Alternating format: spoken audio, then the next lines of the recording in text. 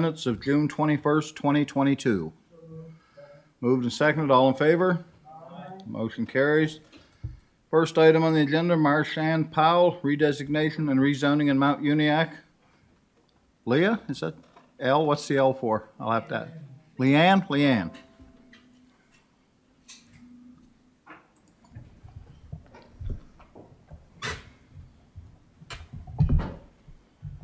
Thank you, Mr. Chair. So this is an application that we received for redesignation and rezoning in Mount Uniacke. So the subject property is outlined in red on this image, is located on the East Uniacke Road. The rezoning and redesignation is not for the entire property, it's only for a portion of the property, and that portion totals approximately 22.2 hectares in size. The zoning on the property is rural use and water course greenbelt zone along the rear of the property, and it is designated as rural use. So the applicant has requested to change the designation from rural use to established residential neighborhood, and the zone from rural use zone to established residential neighborhood, the R1 zone. And this is to enable the development of a low density residential subdivision. And the concept plan shows 35 potential new lots for residential subdivision, and a detailed layout that includes the open space, and that will be submitted with the subdivision application. So this is the concept plan that we've been provided. So these properties on the front are already subdivided and are privately owned, and these properties that front along East Uniacke Road are not subject to the redesignation and rezoning, and they'll be retaining the existing zoning. It's the properties that don't front along East Uniacke Road that are subject to the redesignation and rezoning.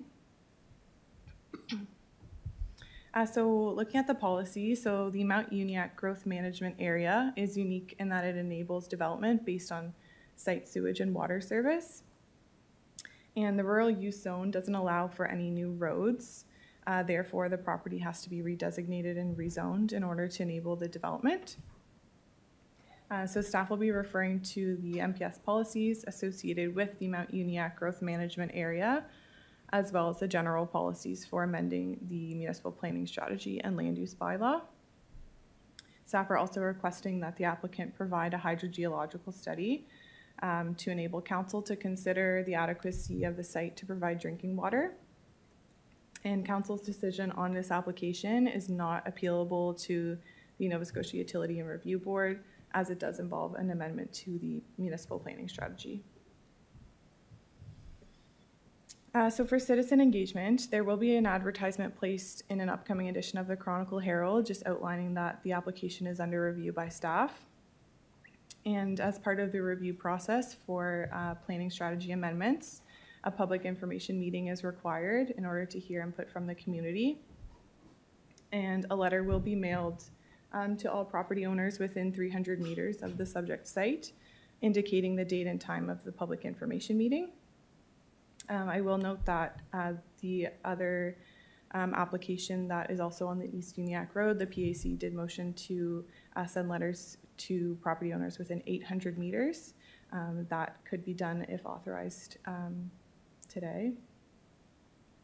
And at the public information meeting, residents will have an opportunity to ask questions to staff regarding the application.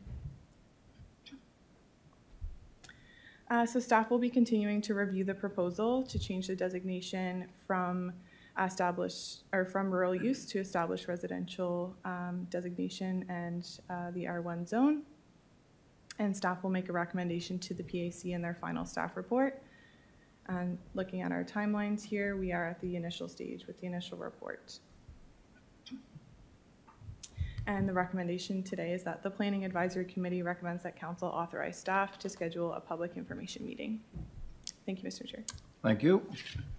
Any comments?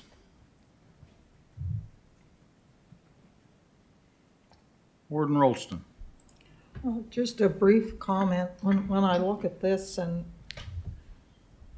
I guess I'll keep it short, I continue to not really believe that having regulation that says no new roads in the rural use zone anywhere in the municipality is the right one at present. I think we want to encourage development in our rural areas as well as other areas. So I just make that comment. Thank you.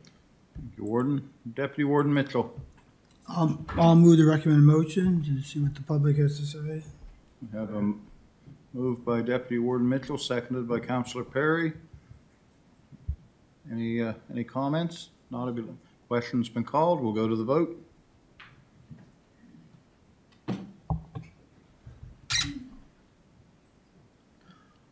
And the motion is passed. It's only 11 unanimously, yeah.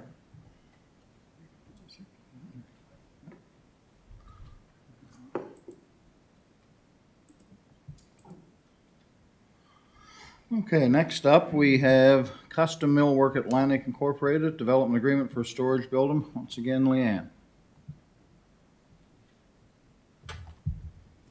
Thank you, Mr. Chair. So this is an application that we received from Custom Millwork Atlantic to enter into a development agreement with the municipality for a building located in Mount Uniacke.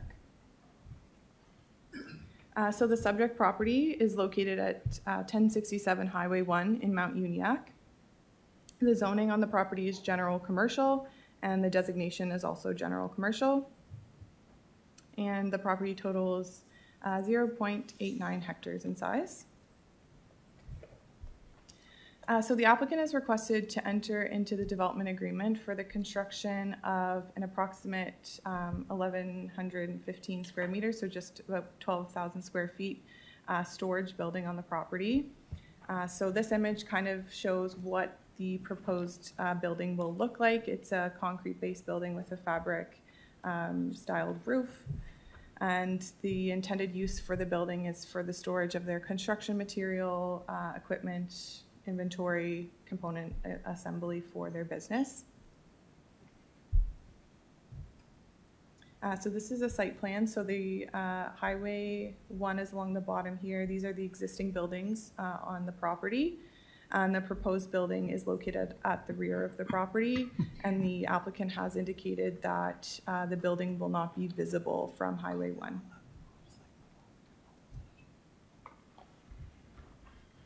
So for policy, staff will be reviewing the proposed application based on the applicable policies contained in the municipal planning strategy.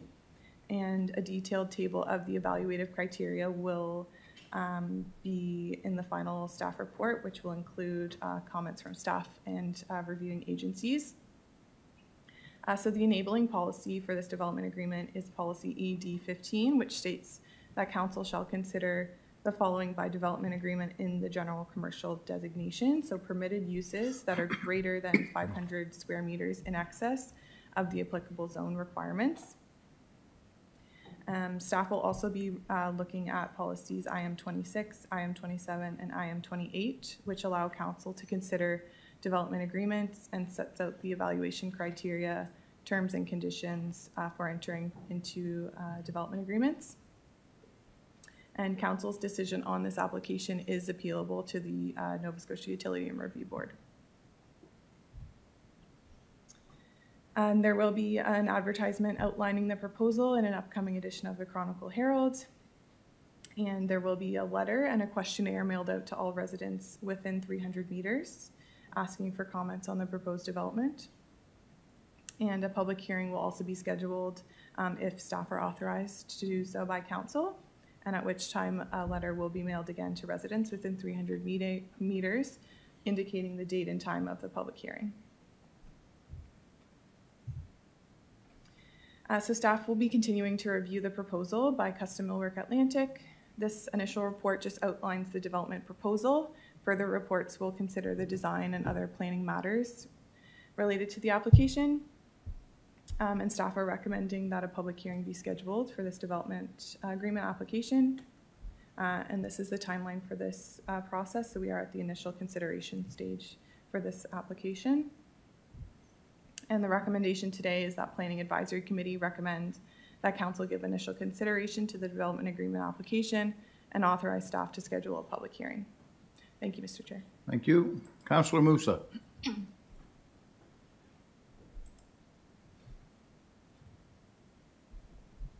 Thank you, Mr. Chair.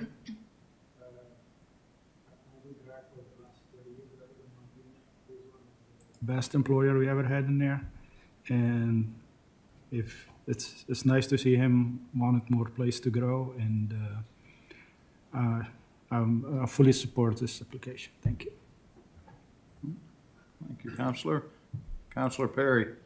Thank you. I'm going to move the recommended motion. One of the things the pictures doesn't show is that the driveway to that property is also gated, so it's blocked off that way as well. It's gated, so even to get access onto the property, there's already a gate in place. So it's a good employer, and it would be very, very welcome. So I'll move the recommended motion. Moved by Councillor Perry and seconded by Councillor Musa. Any discussion? Question's been called. We'll go to the vote.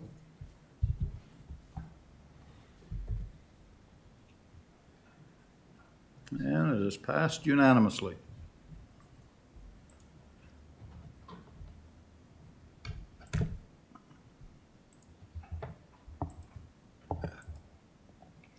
Okay, next up, plan update background paper, Rural North, RU2 zone. Debbie, First Warden Rolston would like to have the floor. Thank you. I just want to thank staff for the hours that I know they've put into trying to come up with a rural use north. It's not an easy task, and I know many, many hours have been put into coming up with these suggestions.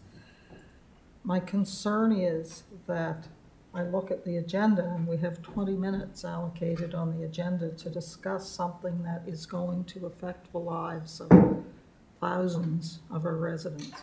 And I've read through the report a number of times, and I'm just feeling rushed.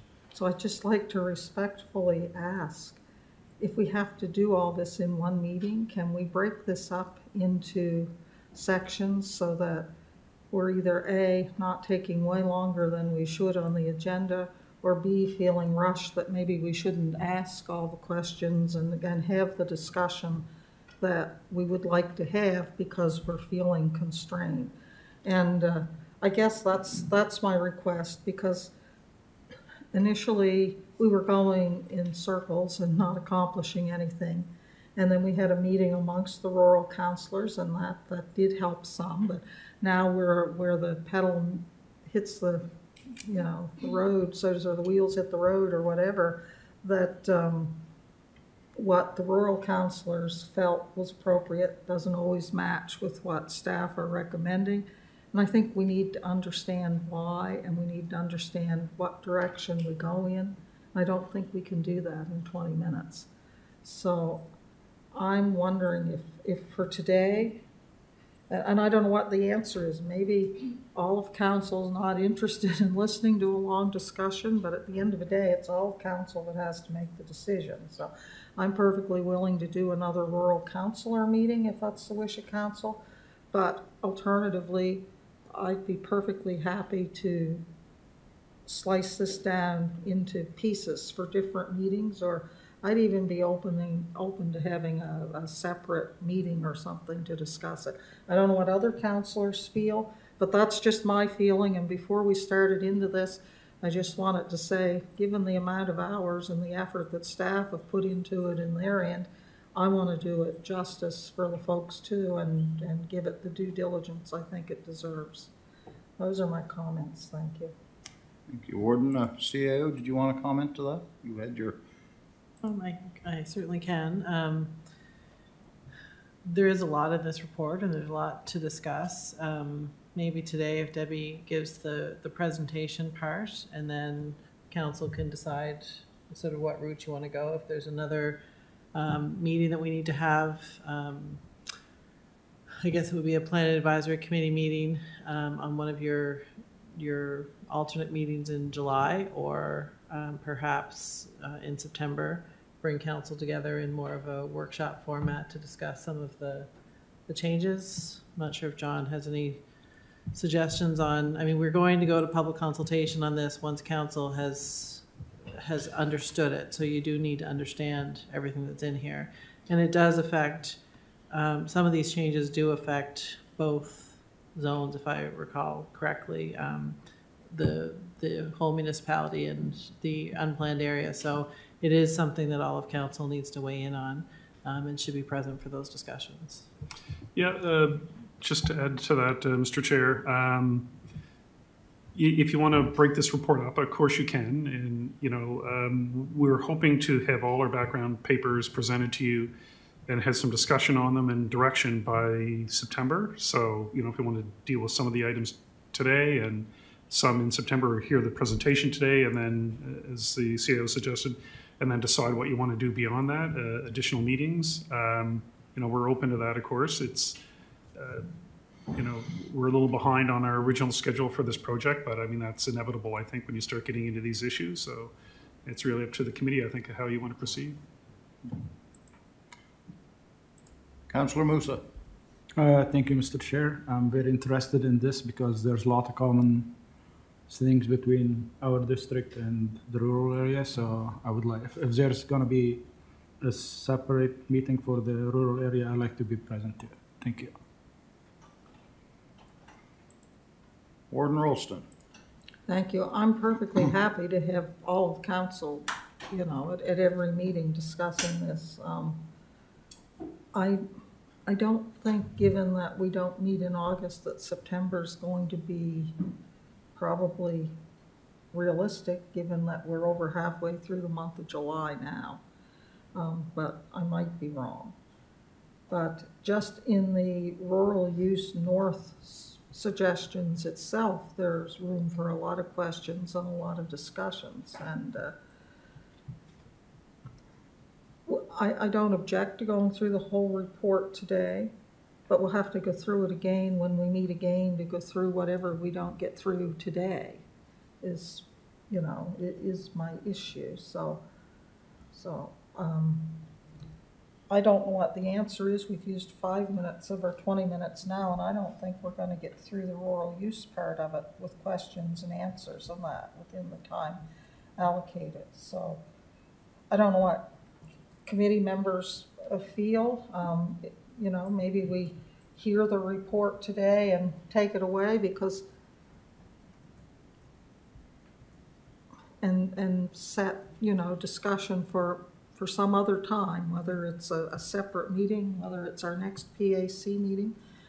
But I can see 1 or 2 questions and all of a sudden it's going to be 2:30, 3 o'clock, and we're not going to get anywhere.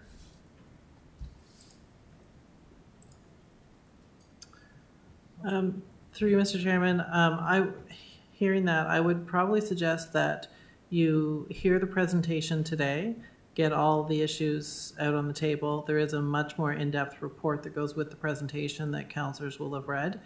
And then if councillors have questions, we can maybe email those to staff if you have them.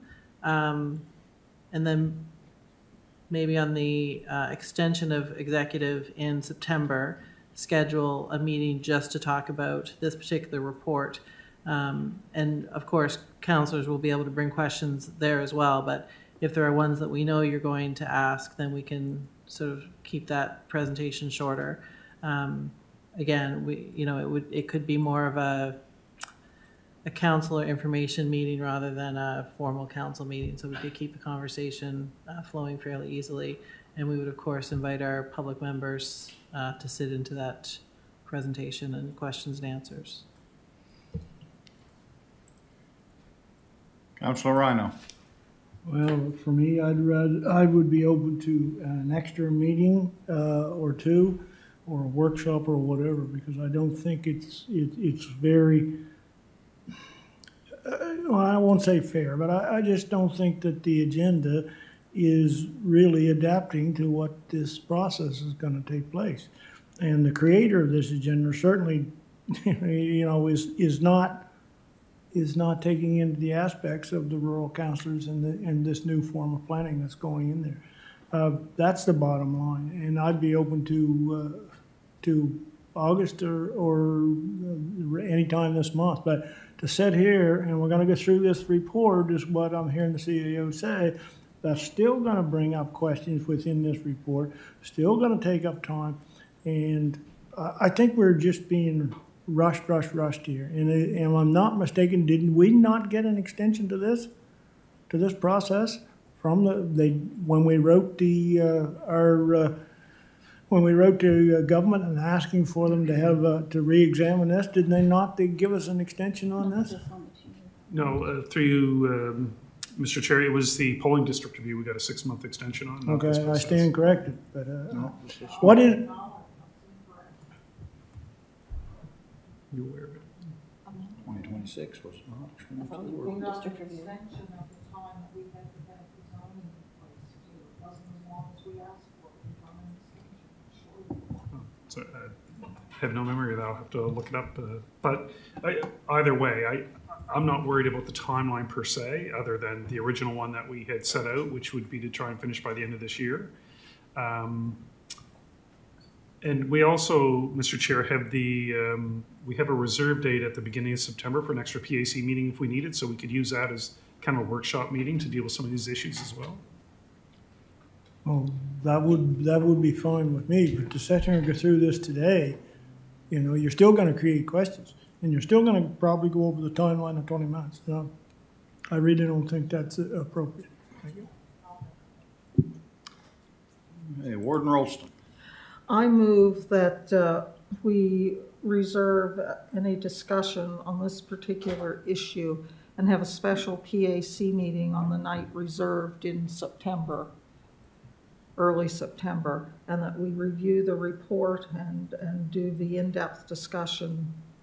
And so that would, of course, take in this item, and as well as the draft zoning maps would have to be held off until then.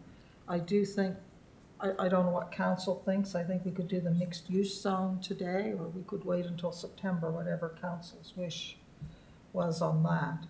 But I move that we reserve discussion on the plan update background paper rural north RU2 zone and the plan update background paper draft zoning maps. And we move that to a special meeting in September. Give us 2 or 3 hours. Moved and seconded. Any discussion? Deputy Warden Mitchell. Question through you to staff. How's that going to affect with our public members?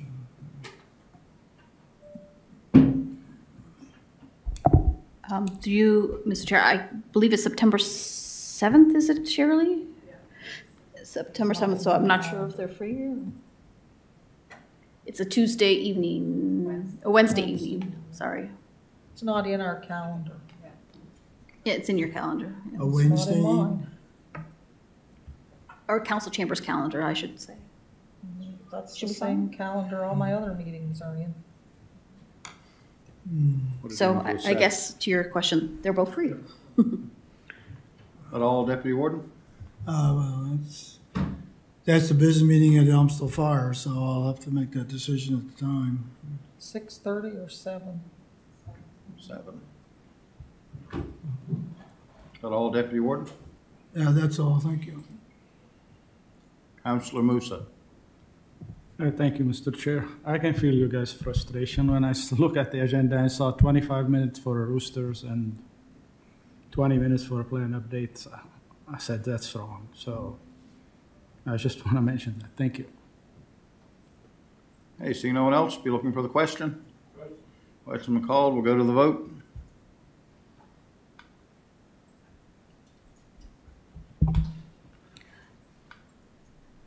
And the motion is passed unanimously. Yes, Debbie. Through Mr. Chair, just for clarification, will councillors be emailing and public members be emailing me any questions up front, or just so I can have answers prepared? Today, we're going to hear. We're not hearing the report today, so no? Okay. And if any, certainly any councillor, once they review the report again, if they have any specific questions, is certainly free, I would think, to. Yeah. Okay, so that's gonna jump us ahead to the plan update background paper, mixed use center zone. And that's gonna be John.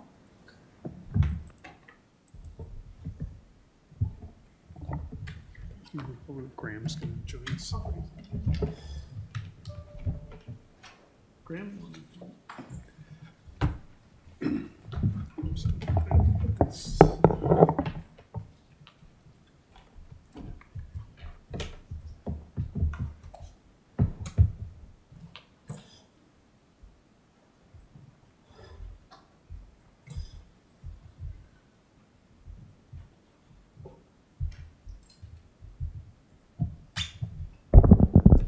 All right. Thank you, Mr. Chair. So this is the second report on the mixed-use center zone. Graham's joining me because there is a section in here to deal with the need for rentable commercial space. We do talk in the report about the way this was intended to be a mixed-use zone, and we're not actually seeing very much commercial development, so we'll get into that as well. So again, at the April PAC meeting, staff presented the report on the mixed-use center designation and zone, which is applicable in areas of Enfield and Elmsdale along Highway 2. That report outlined the history of the zone, current regulations, and all known development proposals within the zone. And in that report, staff didn't recommend any changes to the zone. However, PAC indicated that they wanted another look taken, particularly based on concern from residents in Enfield with the scale of new development that's being proposed. So there was a motion passed to that effect. And again, just as a reminder, the area we're talking about, so let's see if I can get there's my cursor. So that's a magnolia there, and so the zone extends from just north of the magnolia up all the way to Strides at McMillan Drive along Highway 2. And currently in this zone, the maximum height of buildings is 4 stories or 15 meters. There's a number of controls on development like maximum lot coverage and some other design controls we'll get into in a minute here. And then there's some things that can only occur by development agreements, such as licensed establishments. And then just this table from the land use bylaw, which shows a wide range of uses that are permitted in the zone. So as staff understand the concerns, it's really with the scale of development that's permitted, particularly the possibility of 4-story buildings, and particularly at the Enfield end of the designation. So what we're seeing so far, there have been 10 buildings proposed to date. Of 4-story buildings, 5 of them are 4 stories. 3-story buildings, we have 4 proposals, and 1 one-story proposal. And what's in those buildings, 8 of those buildings are proposed to be 100% residential. There's 1 all-commercial building and 1 mixed-use building. So again, the original, I guess, vision is for a more mixed-use area, which isn't happening as much right now. And I think part of that is just the huge demand for housing that is kind of trumping that demand for commercial. So again, one of the concerns about scale of the development, we can talk about scale in terms of height, mass, and context. So the height of the building, again, the maximum is 15 meters, which effectively is 4 stories. However, where a property borders an R1 or R2 property, the limit is 3 stories or 12.2 meters. But you can actually get 4 stories in a 12.2, as we'll talk about in a minute here. So current regulations mitigate the visual impact of height by requiring a 2-meter step back above the 2nd or 3rd floor. And this sketch at the bottom here just shows what that step back looks like. And this is actually one of the buildings proposed on the Curly site. So as you can see, the top floor is set in 2 meters, which if you're standing at the sidewalk does help, mitigate the impact of that height. And it's a tool that we didn't have when the buildings, for example, on Concord Way were built. This regulation wasn't in place. So you don't see that step back. In terms of mass, and really there you're talking about the, when you look at a building, how big does it look? So if you look at the height multiplied by the width sort of thing. And again, we have something in our regulations to try to mitigate that. So where a building is more than 20 meters long, you need to have these vertical recesses or projections in the building to kind of break up a huge blank wall, which is what you don't want with the building. And then context. And I think this is one of the issues in Enfield is that, in this example I've shown here, a two-story house can look really tiny or quite large depending on what it's next to. So I think an area that's in transition, like the MC zone, that you will have buildings that look out of place until more of the street is developed. Having said that, though, we do have another regulation currently which says where a new building exceeds the height of abutting two-story structures, architectural details shall be incorporated into the building's facade to reinforce abutting building heights. So this is just an example which shows a new building here, and the way it was, I guess, reinforced to the smaller building is that you have a cornice line that was continued and the window pattern as well. Now, this is a different environment. This is a more urban environment where buildings literally have zero lot line. That's not our case here, but the principle is the same, I think. So now I'm going to hand it over to Graham for a bit to talk a bit about rentable commercial space. Thanks, John. And through you, Mr. Chair, good afternoon, councillors. So as John alluded to, I'm just here to speak briefly to the need for rentable commercial space. So as most councillors, I'm sure, are aware, there is an extreme shortage of commercial space and buildings in East Hants currently, and I know I've been up here before speaking with council about that, specifically in the business parks, but that need extends outside of the business parks as well. In 2017, our division completed a retail market analysis for council, and at that time, the Corridor region had a 3% commercial vacancy rate. This rate at that point was well below what a healthy market rate should be, which would see a vacancy rate of approximately 4 to 5%. The reason that a vacancy rate around 4 or 5% is healthy for a market is that it enables businesses to flex and move within the market, move from a smaller space into a larger space, and let new businesses that are trying to start up come in and backfill some of those spaces. And so it really is important to a market to have vacant and available commercial space within an area. Since 2017, that vacancy rate has declined steadily, and in the last 2 years specifically, brought on in part by the pandemic, the rate has dropped to almost nothing at times within the Corridor region, with anecdotally 1 to 2 spaces available across the entire Corridor region at any given point.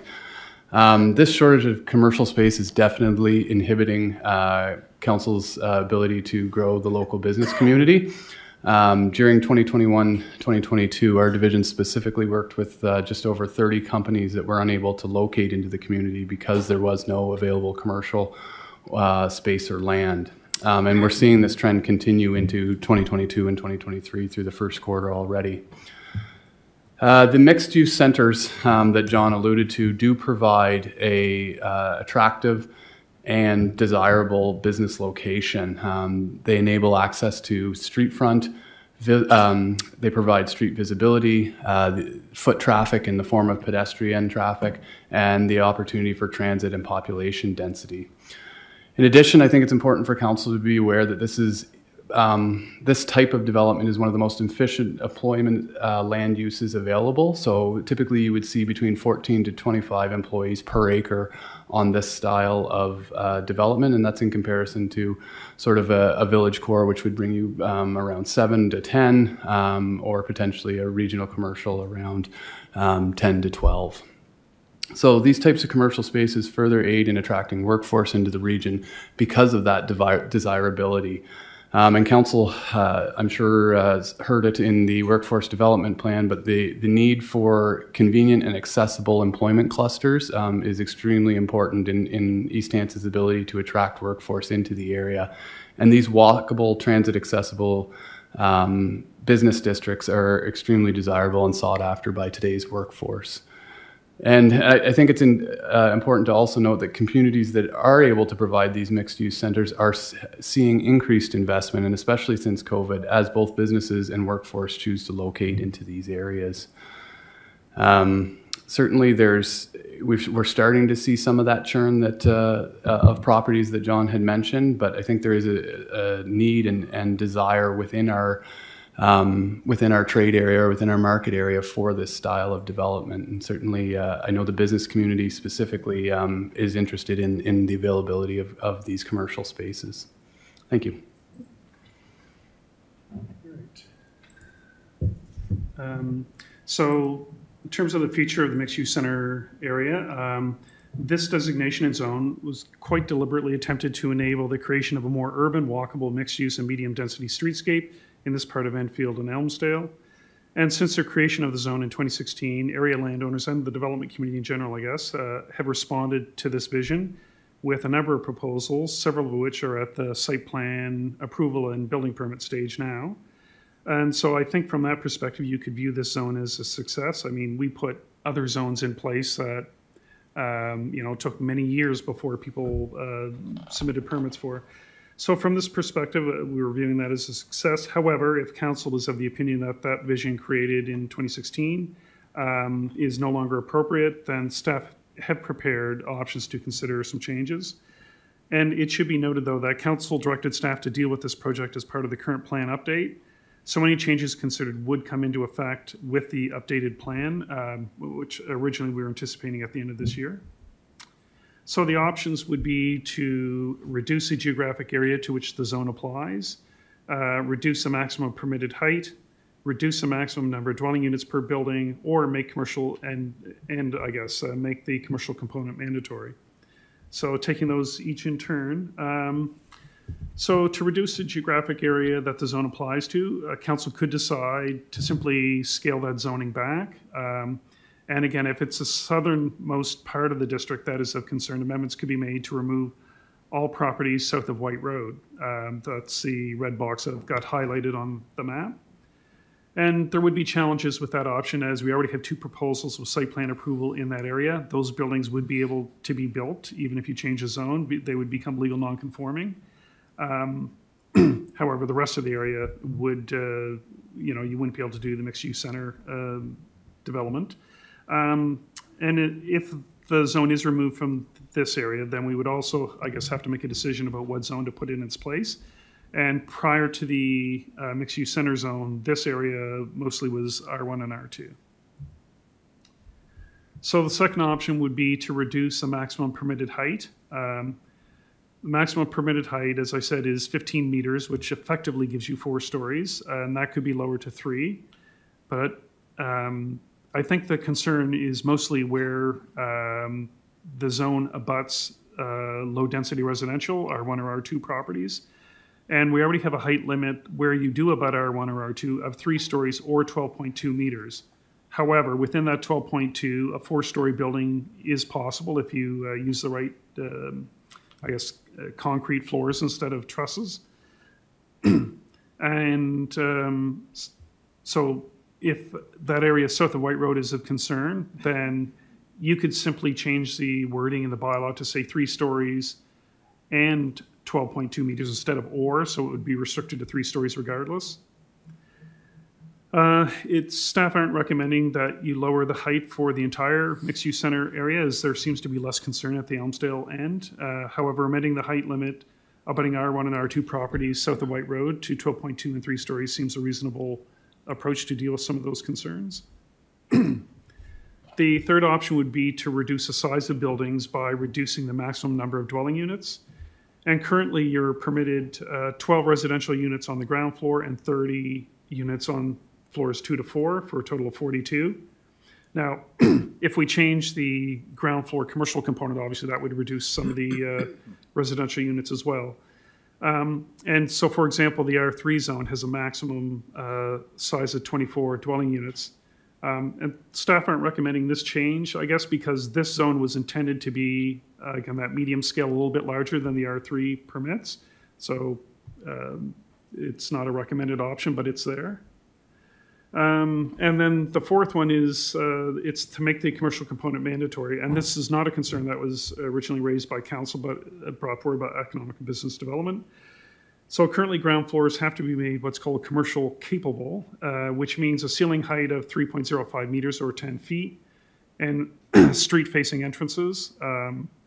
As noted earlier, though, we only have 1 commercial building and 1 mixed use building proposed to date. So, I guess if we really want to meet the spirit of this zone, we should look at perhaps changing it to require some of that commercial development on the ground floors, and staff do support that. So that is the recommendation is that PAC consider the options and provide direction to staff on a preferred approach. Staff are recommending changes to the requirement for ground floor commercial and height limits south of White Road. Thank you, Mr. Chair. Thank you, John. Councillor Garden Cole. Thank you, Mr. Chair, through you. So I have some questions about, at one point you said that buildings, and you showed a variety of building sizes.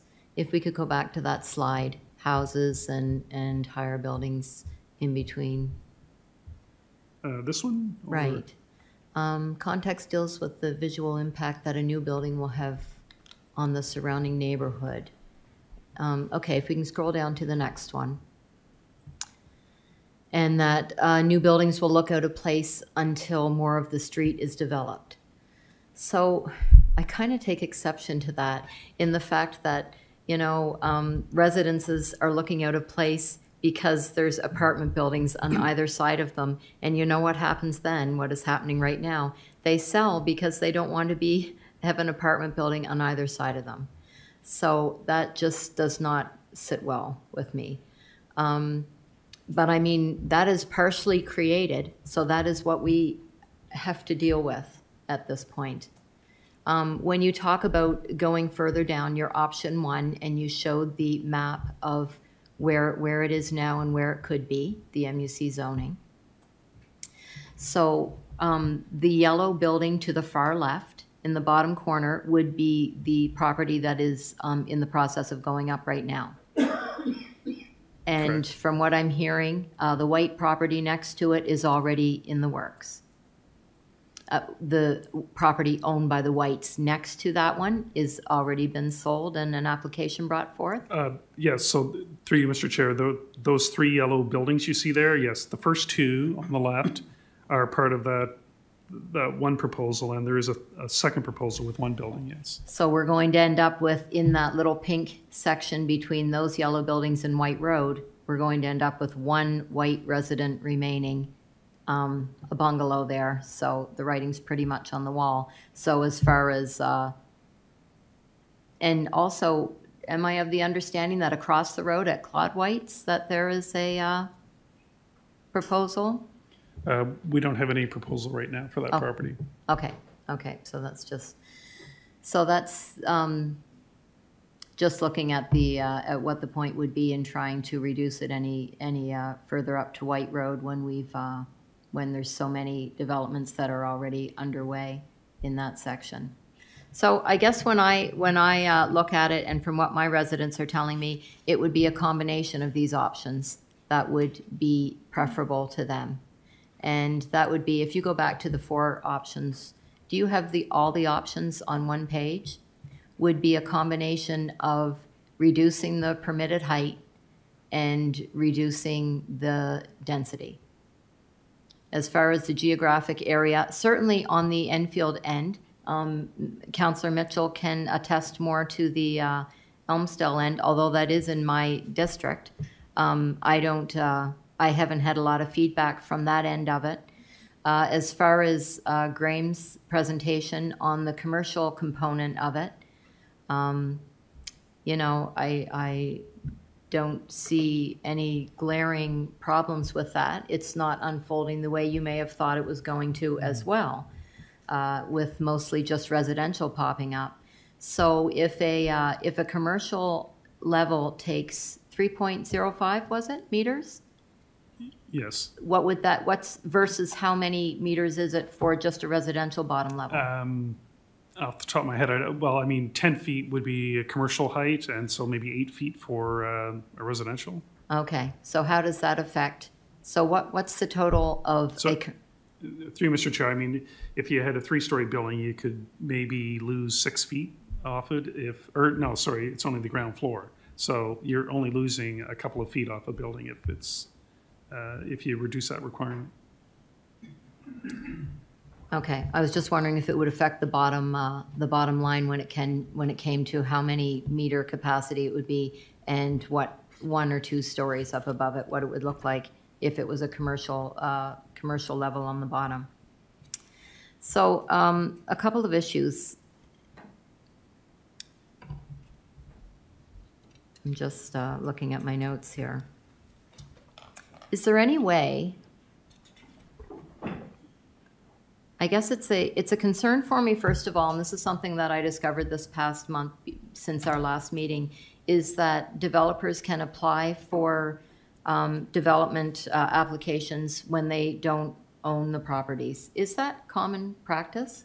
Through Mr. Chair, very common.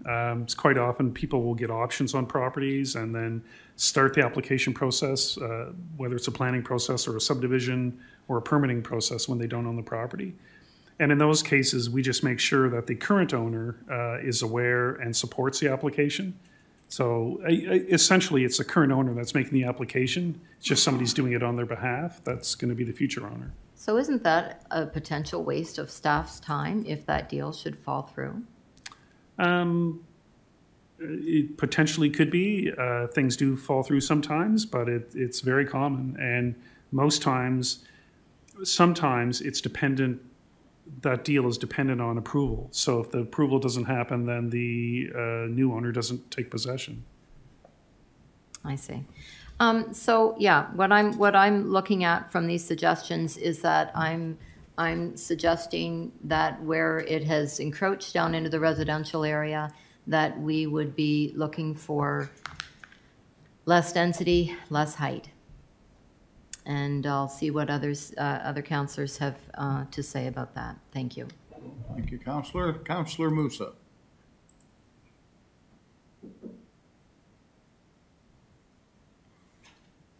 We seem to be lagged bad here. There we go. Thank you, Mr. Chair. To you, John.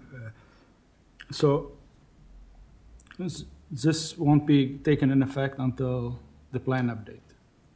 That's correct. And the way I see it as a waste of time, because from now till then, everything is going to be under site plan approval.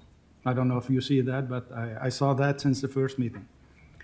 And on other point, I see it differently than Councillor Garden-Cole.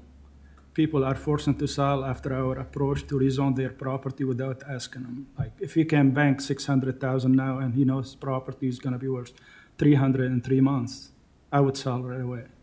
So I think our approach is what started all that site planning approval before people lose their right. So I don't know. It's kind of hard, but I have a question. I don't know if I'm allowed to ask Sandra, Councillor Garden-Cole, like she said about a lot of feedback. Like, can you share with us, because I feel that you know a lot that we don't know. The feedback is coming from people in the apartment already that existed, or people in subdivisions, or have anybody ask those people in the apartment if they want more options for reduced rent, or if they're going to be stuck there and the rent's going to go up because there's no other option for them. So I think there's a lot of misinformation here for me as a councillor that don't know where the feedback are coming from and where the complaints are coming from. So if you can share with us, would be very good. Thank you. Councillor Garden-Cole, do you want to respond to that? Sure. So I'll give you a general synopsis of the residents in District 1. And I'm not just referring to District 1 right up where this is happening. I'm referring to District 1 right down through Enfield. So they feel like all this development is being pushed on them, and it's, as I use the term, it's affecting the quality of their community. That the integrity of their community is being compromised from all this development in such a small area. So we've got.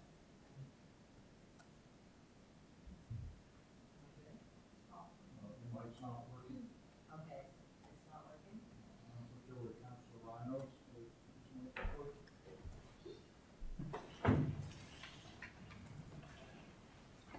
Oh my Lord, this chair.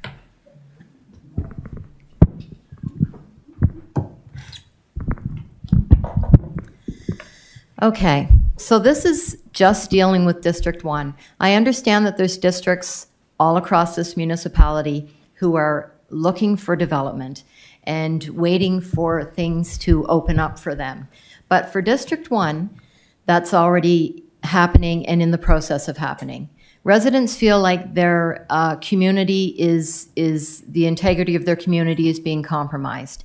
It's not just the people where the development is actually happening, it's the rest of the community that feel like the development is taking their community in a direction that they don't want it to be going. And like as councillors, I feel that we have an obligation to respect that. I know that we have a job to do and that this is a growing municipality and that we want it to continue growing. But I feel like we have an obligation to look around and maybe think outside the box. And you know, maybe all the development and the density doesn't need to be happening in this one small area, and especially encroaching on residential areas such as White Estates and down through Enfield there. Yeah, you're right, Councillor Musa. If a person can sell their property for twice or three times the value that it's worth because there's apartments on either side, and what else are they going to do? We created that. Right? And that's the way it is. So yes, those people will be selling out. That's why I'm not picking the option of reducing how far it goes down, because the writing is on the wall for that area already. But as I say, this is just considering District 1 and the issues that they are facing. You know, there's potential for development all over the place, but no one can deny that the density here is overloaded. And, you know, the height, the density, I think that the residents would be in agreement if we could reduce both of those for them. You know, there is going to be a development along there, but if we can take it in a different direction, and that's what this is all about. And, you know, what seemed right in 2016 seems like it's too much in 2022. And we have the ability to change it going forward. We can't turn it back, but we have the ability to change it going forward. And if I was looking at this in another zone, I would be seeing the same thing. It's not just because it's my zone and because I'm representing my residents. And Councillor Musa, you mentioned about what is the feedback that I'm getting. It's that people who have lived here for a long time, and I'm not saying that nobody wants to see development, and the first thing that they tell me is, I'm not against development, but it's development of this magnitude that we are against. It is literally changing the face of their community. And the scary thing for them is that it's also creeping down further and further. So what used to be Concord Way and Cali Lane was kind of in an area in between Enfield and Elmsdale. Now it's starting to creep down. So this is how we have to look at it from their point of view and what they see happening and what's going to happen down the road. So if we can have some control over this, as I say, can't change what's already there, but can change what is going forward. And maybe it can also benefit the municipality in that we can try and encourage a little more commercial growth that isn't coming the way we thought it would along there. But in doing that, it would also mean reducing the height and reducing the density.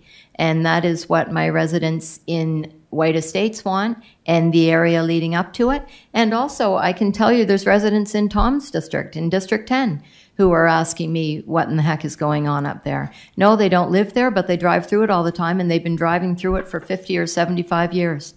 And what I always try and do when we're talking about the rural use zones or Mount Uniacke, which is areas that are a lot different than my district and quite far from where I am, is that I try and put myself in the shoes of their residents or their councillor's shoes and get a good understanding for what it is that they want and their vision for their area going forward.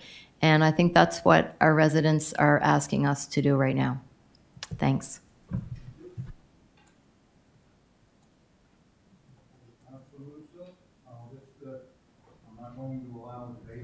No. I just want to clarify something. Councilor Garden-Cole, no offense. I just asked to hear from you because I don't want to guess. So that's all. So, thank you. Thank you, Mr. Chair. Through you to staff, looking at the options, number 2 and number 3, how does this affect what you think, in your professional opinion, would affect development going forward? Through you, Mr. Chair. So what staff ended up recommending, that by requiring commercial space on the ground floor, if that happens, you're going to actually reduce the number of permitted dwelling units anyway. So that will come down a little bit. So that was option 3. In terms of option 2, I guess we recommended limiting the height of new buildings south of White Road to the height, the actual number stays the same, 12.2 meters, but as a design element, we would only allow people to put 3 stories in there. Because even a 3-story building, the same height as a 4-story building, the 4-story building looks taller. So in that one area, you know, if it's of concern, where it borders R1 and R2 zoning, you know, we don't think there's a problem with that in that one area. But otherwise, we're not recommending any other options. Do you feel this is scaring away commercial development, or? I don't know about that, Mr. Chair. I mean, as I said, there have been a number of proposals, 10 buildings proposed already in this zone. So the zone as it is quite attractive to the development community. I don't know what would happen if the regulations change. So if the land doesn't become developed, it just stays as is? That's correct. So those site plans that have already been approved, those people will have the ability to get a building permit based on that site plan. And so right now we have 10 buildings that have site plan approval at least. Some already had permits as well, but there are at least 10 that have, or there are only 10, not at least, that have site plan approval. So they're planning to develop, is what you're saying? Correct. Okay, thank you, Mr. Chair. Councillor Perry. Thank you, Mr. Chair. Through you to staff. Looking at the height and density thing, of course, if commercial is required on the bottom floor, now you've taken 1/3 of the density out of a 3-story building. So that should help with the density side. Looking at, I'm trying to look at the map and trying to understand, and I've driven up and down the road a lot the last couple months just so I can get a good feel for this. The area where things are already approved and the area that's left that this would impact, the neighboring properties and items, is it mostly just those parcels south of the number 2 that are really going to be affected by this? Through you, Mr. Chair. I mean, there are some other properties that, well, if we're just dealing with this end, yes. As you can see, south of White Road, it's just this area here. We've already got 3 buildings proposed on these 2 properties. So there would be this property here and then the properties on the other side of the road. Okay. There's also a large undeveloped property in the middle here. We're not aware of any active proposal in that area. So when I look at that other property you just circled, it's all commercial around that. Around here, and correct. There's no single unit dwelling homes. So would that parcel also be restricted by 3 stories?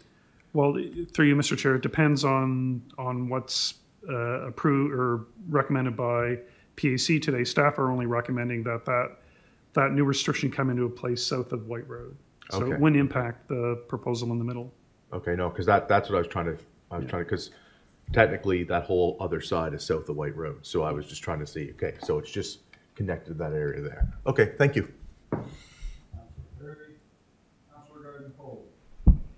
Thank you, Mr. Chair. Through you. So when, first of all, Councillor Musa, yeah, I was just totally answering. I just wanted to give you a clear idea of where I was coming from with the residents. As far as this wouldn't, as someone mentioning about this affecting commercial, the development that this is what the developers want to develop. What's happened there so far, right, is just all residential. Through you, Mr. Chair. Well, so far, as I said, there were 2 other proposals that had a commercial component, so that's good to see. And, you know, I think it's just a reflection of the market right now. That could change next year or a couple of years from now. Because there is some commercial along there that is permitted that you haven't, it hasn't been denied in any way, right?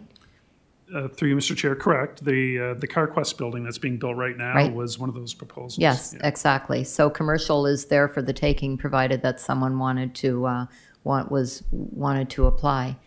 And my other question is, is there any way, if a change was to be made, is there any way that it can not wait until the end of the year to be made? What are we bound to that keeps us from being able to make it? And is there a possibility that that can be changed? Through Mr. Chair, it could. Again, the original motion from council directing us to do this project directed us to do it as part of the plan update. So you would have to change that direction to tell us to pull it out of the plan update and do it as a standalone project. So was that the original motion in September when the Correct. review was requested Yes. as part of the plan update? Okay. So then, okay.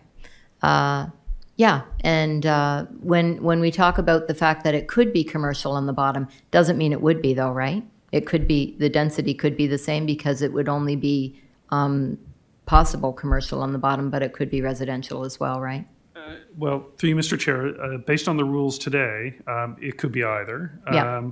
What we're suggesting, and we didn't actually put a number yet, I guess we want to do a little bit more research to say, well, should 50% of the ground floor be commercial or 100% or 75? We haven't, I guess, figured that out yet in terms of what the market would support. But clearly there's a relationship between the amount of residential you can do. The more commercial, the less residential you can have on that ground floor. Right, okay, thank you.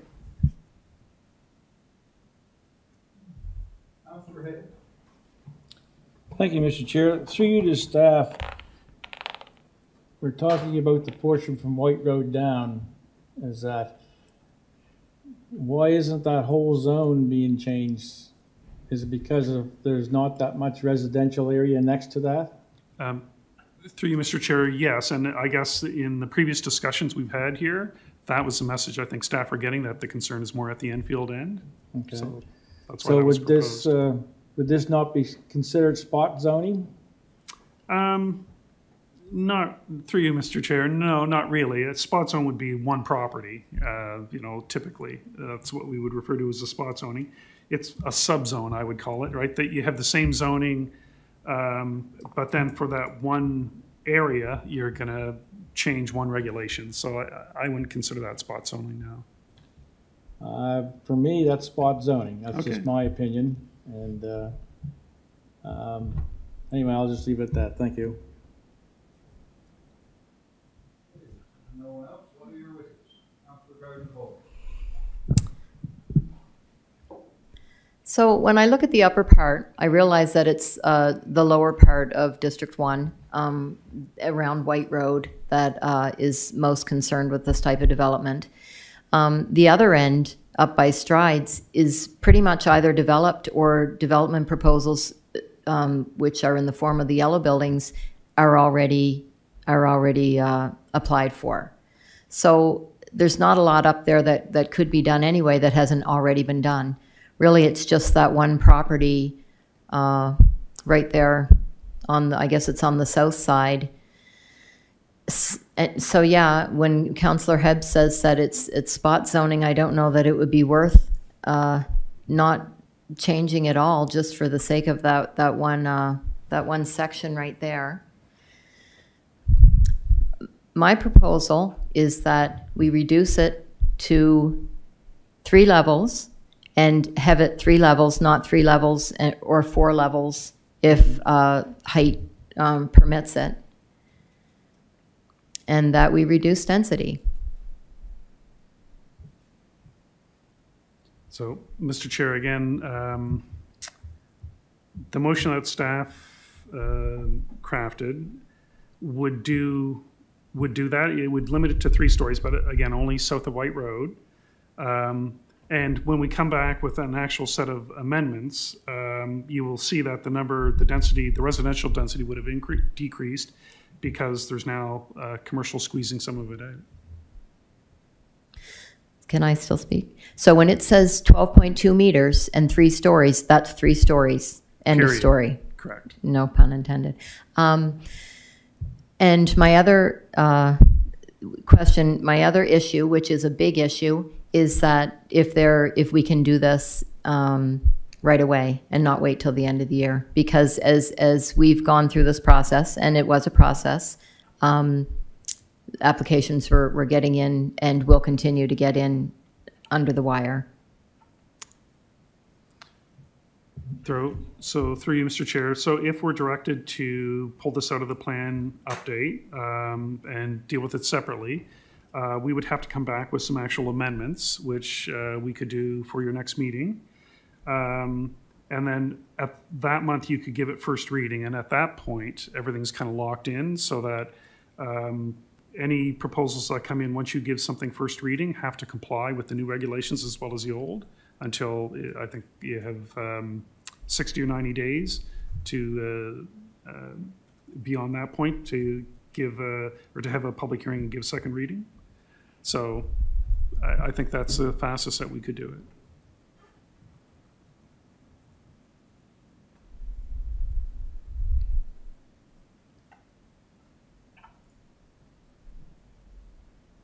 Can we go back to the map again?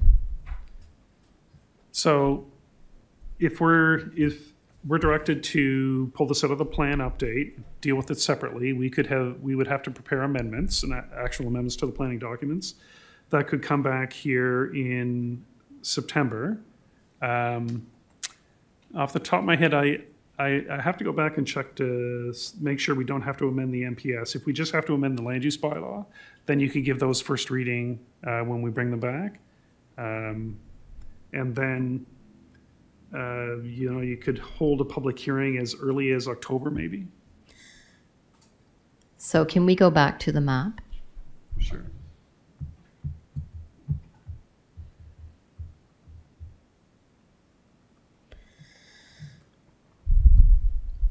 So then what I am proposing is that this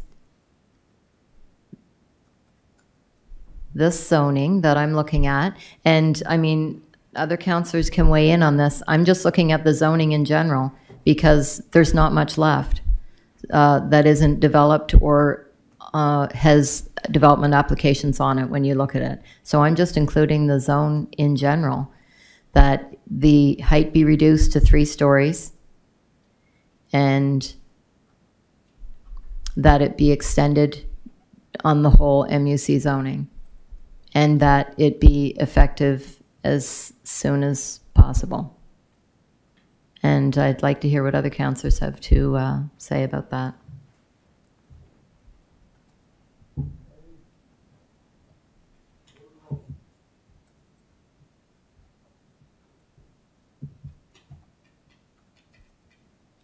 Thank you. So, certainly restricting the heights of the buildings to 3-story as opposed to 4 would reduce the density some. And are we including the requirement for commercial on the ground floor? I think that's a good idea myself because we need that commercial space. And we would have to decide how much commercial on the ground floor. That would further reduce the density. I guess through you, Mr. Chairman, to the councillor, does that reduce the density, in your opinion, to an acceptable level? Okay. And so if I'm understanding right, we're going to reduce the height to 3 stories, not to exceed 12.2 meters. We're going to require commercial on the ground floor, and that takes care of reducing the density. And now I guess the question is for folks to weigh in on, would those changes apply to the entire mixed-use zone shown on this map or to part of it? So am I understanding correctly so far? Yes. Okay, thank you. Yep.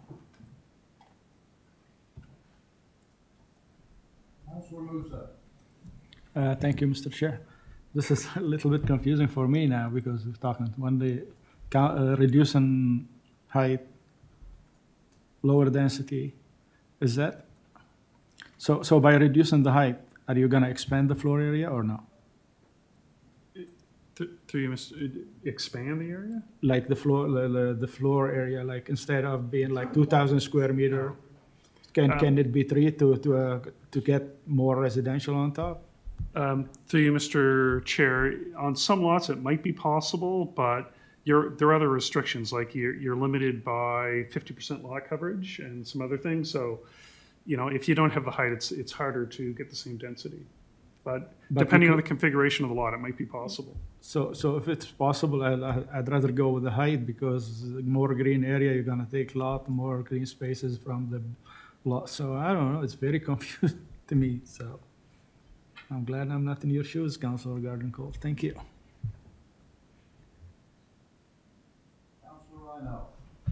Yeah, I liken this process to shutting the barn door after the cattle are out, because I think that's basically what it is, and we're only dealing with a small area right now. If the purpose of this is to reduce the density, and I can understand that with what's going on in there, if we kept it at 3 stories and the ground floor being 100% commercial, that would serve the purpose. Plus, it would serve the purpose of putting in spaces available for commercial rental space on that bottom. So I would think with what's remaining there, I think, you know, in my mind, I don't know what the councillor in the area thinks, but I think that would probably serve the purpose, or somewhat, of what the people are looking for. Thank you, Mr. Chair. Through you. Yes, I'm not, I would still want the footprint of the buildings to be the same. It would just be, I don't mean to make them lower and sprawling out more. I'm looking for the same footprint, but a reduction in height, and the option for the commercial, which I think would be kind of a win-win. The option for commercial on the lower 4. Yes, it would reduce the height, would reduce the density. And we have to remember, this is an area that's already got a lot of density. So it's not like we are taking the potential for density away. You just have to look at the blue buildings, which we already know, and all those yellow buildings which have yet to come, to realize that there's going to be density galore. So it's not going to be a hardship to do this. Thank you. Councillor Perry. Thank you, Mr. Chair. I was willing to support everything when it was stuck down to the one end towards Enfield along White Road. If I was a landowner for that big open space that's surrounded by a lot of buildings and commercial development already, and now they're allowed to build bigger and have a different thing, and I'm not, and it's directly across the street. This kind of goes back to when we were doing some of the plan and review for the rural area. You can't do it on this side of the road, but you can do it on that side of the road. And I just don't think that's fair and equitable for whoever the landowner or whatever is at that end, where it's not abutting onto a residential area. So that's a kind of a no-go for me, because I don't see it as fair and equitable that they're not abutting onto. The whole reason that this was brought forward was to limit the impact on existing residential homes. There's nothing there to really be impacted in that way. So it just doesn't seem quite right to me in that respect. Thank you.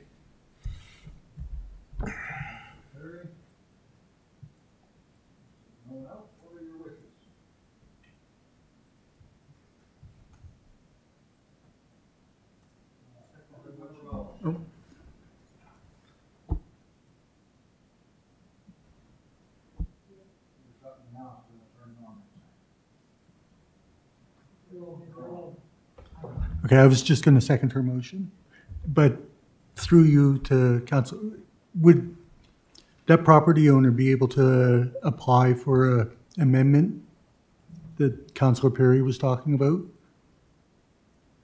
Would that not mitigate where that property is between 2 commercial buildings in that? If he wanted to build higher than 3 stories or something, he could apply for an amendment? To you, Mr. Chair, no. If you change the height limit to 3 stories, it's 3 stories. There's no development agreement option. Okay. So. Correct. Yeah. Well, yeah. I guess. I'm not sure what zone we would go to. I guess the R3 zone, but. Yeah.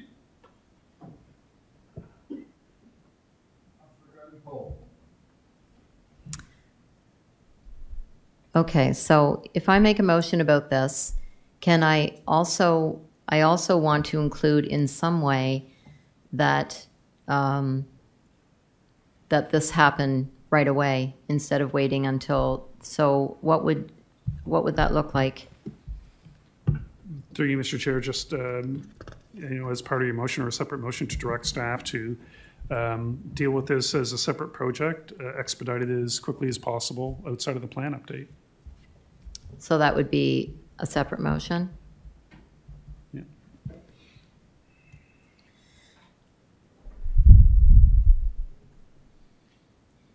And so this would be, this would be making a motion to, this would be a new zoning, or we are amending the existing zoning? Through you, Mr. Chair, my understanding is what you want to do is amend the existing mixed-use center zone.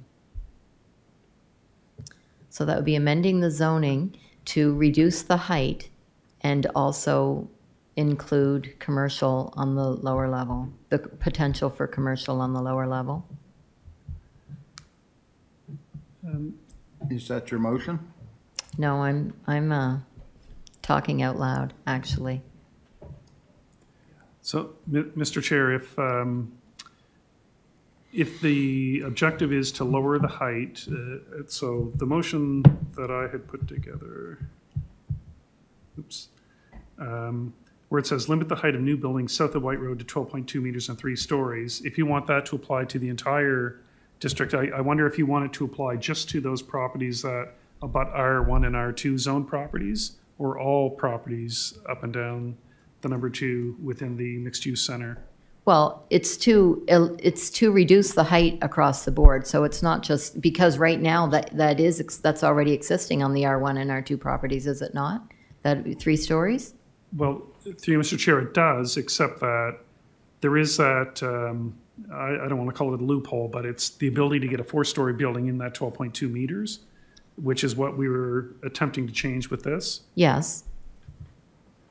So then the 12.2 meters is out. It's just 3 stories. Yes. Well, 12.2, you could have a building under this as high as 12.2 meters, but it can only be 3 stories. But where properties don't abut R1 or R2, it can be 15 meters, which could, would give you a minimum of 4 stories. And again, you might be able to squeeze a 5th story in, but typically it would be 4 stories. And that's what's already allowed, isn't it? Correct. That's the current regulation where it doesn't abut R1 or R2. But isn't it my understanding that where it does abut R1 or R2, it has to be 3 stories? Or, well, the wording right now, Mr. Chair, is 12.2 meters or 3 stories. So you could have a 3-story building that's not 12.2 meters, or a 12.2 meters that's 4 stories. So then what would the change be in what's already existing? Through you, Mr. Chair, it would make sure that you can't have more than 3 stories, period, even though you maintain the 12.2 meter height limit.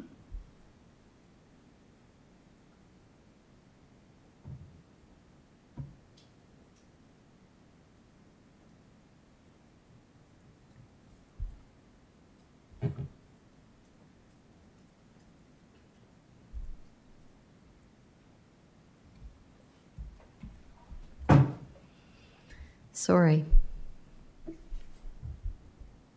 Maybe I'll let you collect your thoughts, Councillor. We have other ones to go to here. Thank you.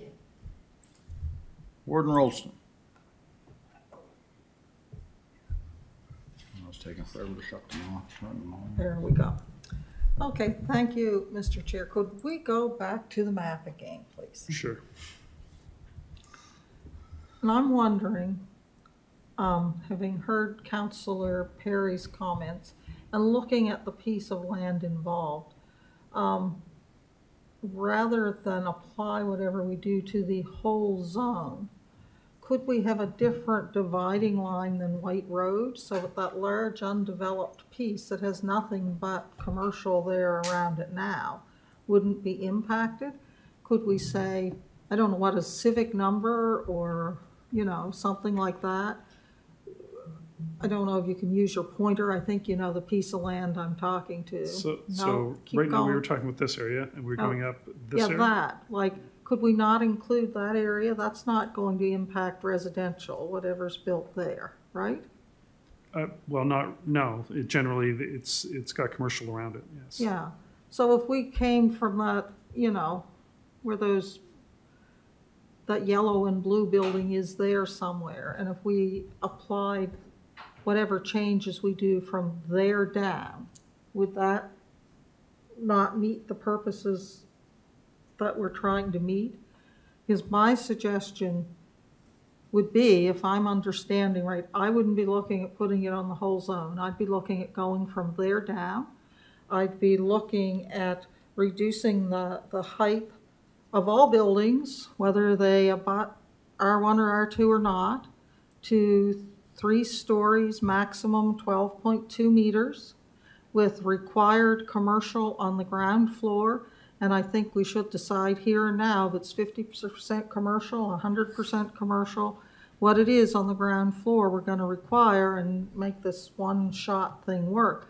But if there were to be a motion put on the floor to amend the zone from civic number XXX southward to the end of the zone to require, going forward, limit to 3 stories or 12.2 meters with required commercial on the ground floor. I think that might do what we're trying to do. I see Councillor Garden-Cole nodding, and then we would have to do a motion if we wanted to do this sooner rather than later. There would be a motion to proceed with this right away. So I would just ask, I guess, through you, Mr. Chair, if Graham has, or John, if you have any thoughts. I know we desperately need commercial. I remember the MLA saying you just couldn't find commercial space to rent when he was looking for office space. So would 100% commercial be unreasonable to require for that ground floor?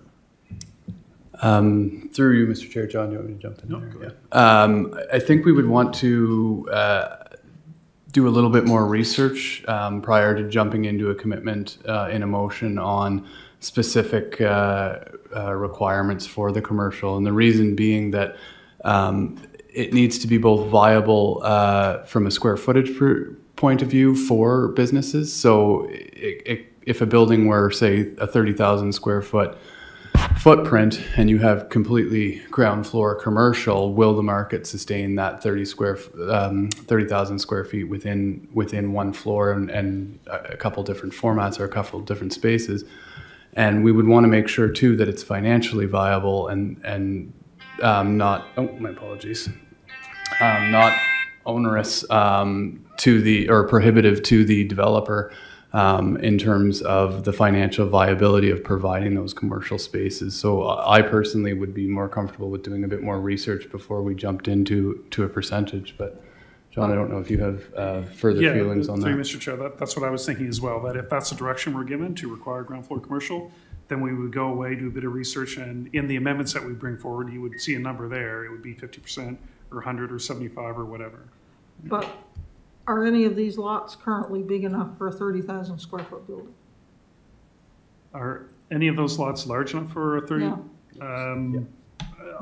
Yes, I think so. There would be some. I have no sense of distance or direction. Yeah. I just put it out there. So then we could still proceed with this in September, and the numbers would be there then.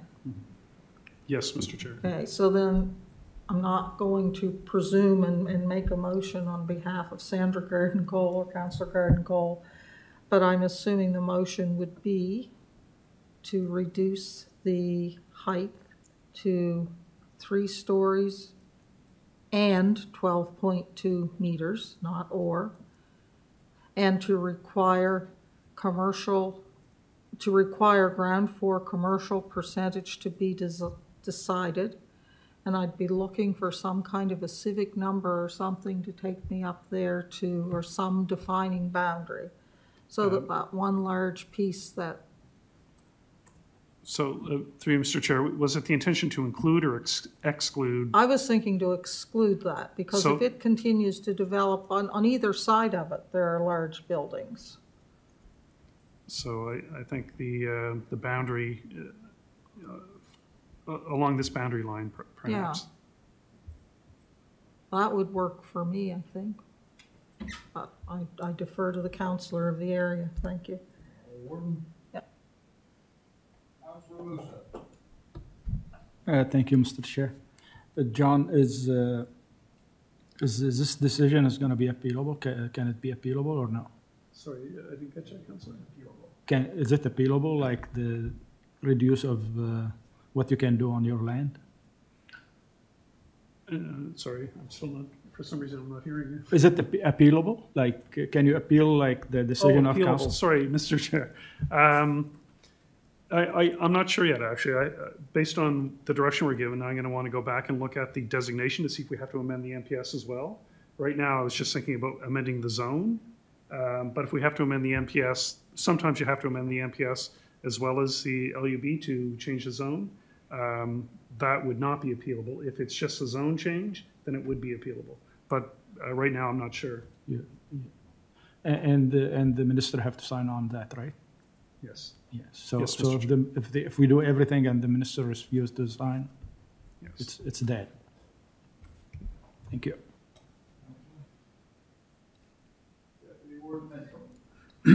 Thank you, Mr. Chair. Question through the staff, and I'll read what I wrote down.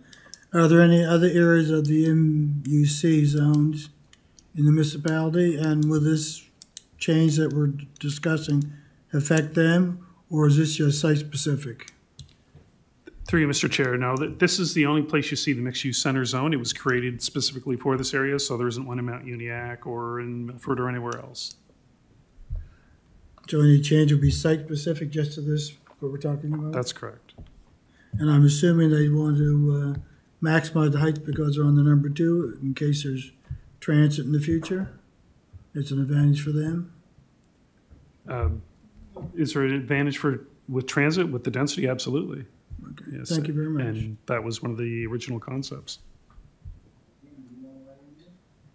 Through you, Mr. Chairman, just for clarification, when the warden was speaking about what a potential motion she thought would look like, the intent would be, I believe, to have commercial ready no matter where throughout the zone.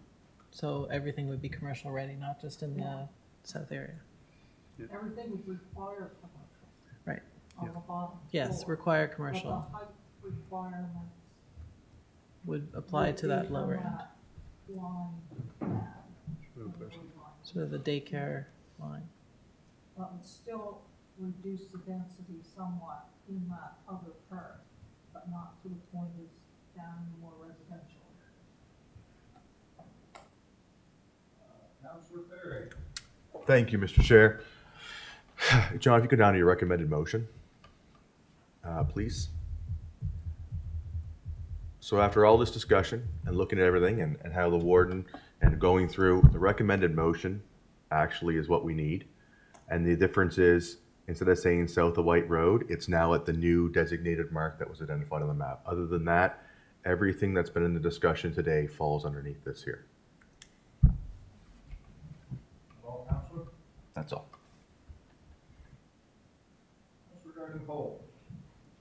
Thank you, Mr. Chair. Through you, when you were talking about if it's appealable, if it's just a zone change, then it is? That's correct, Mr. Chair. So do we have control over how we change it? Yes, I just need to go back and make sure that the changes we're proposing don't also require a policy change. Sometimes it'll actually say in your policy some stuff that requires a change in order to get to a zone change. As I'm sitting here, I'm not 100% sure that that's the case. Okay, so I guess what I'm getting at is, in changing this and going through this process, can we do it in a way that it isn't appealable? Well, that would be if there's an MPS amendment requirement. And again, I'm not sure that there is. I don't know that you want to invent an MPS amendment just so that, you know.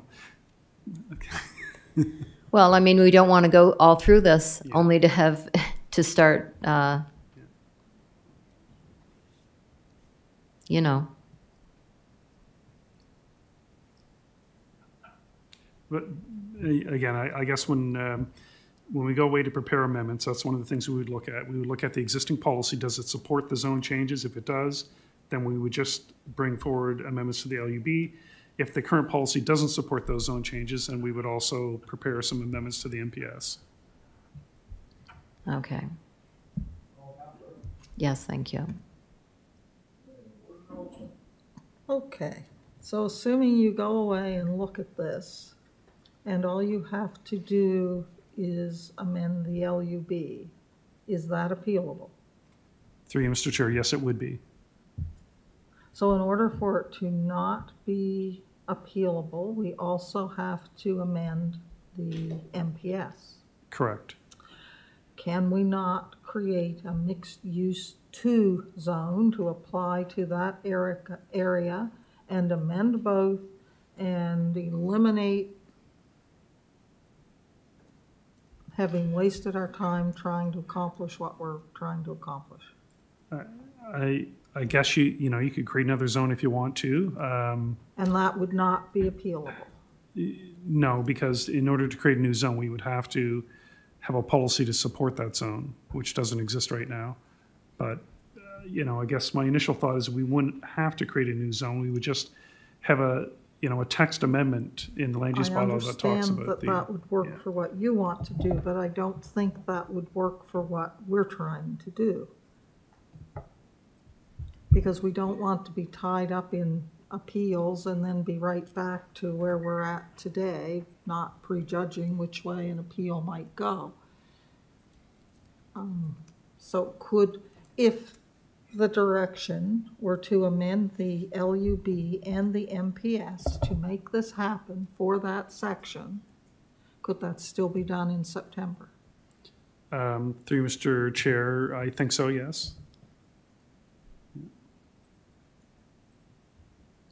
So instead of saying direct staff to prepare amendments to the MC designation and zone, we would add the words and MPS? Through Mr. Chair, actually designation covers what's in the MPS. I was there in case we have to amend it. Okay. So. But we should give, if that's what we want, we should give clear direction that that's what we want. We want it cleanly done with. Thank you. CAO's asked for again. Through you, Mr. Chairman, there are processes that John and his staff will follow to make sure that we get our MPS and our LUB updated accordingly.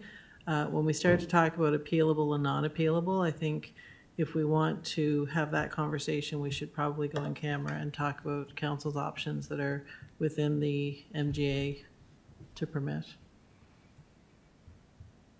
And if that's a conversation you want to have at council or today, that's fine. But I think if we're getting into that legal zone, then we should probably go on camera. Councillor Perry. I'm going to go one step further than the CAO, that the conversation to try and circumvent the current rules to make sure it can't be appealable, to me, is unethical. There are rules and stuff in the MGA, and there's a way to do things. And if we're sitting here discussing how we can get around the rules so it can't be done, that is a question of ethics. Because it's not ethical to do it like that. There's a process. If the process goes that somebody appeals it and they win, that's the process. It's not our job to try and skew a process that benefits us. And that's all I have to say. Warden Rolston. I move we go in camera to continue this discussion. We have a second to go in camera. Seconded by Councillor Garden-Cole. All in favor? Aye. All opposed? We stand in camera.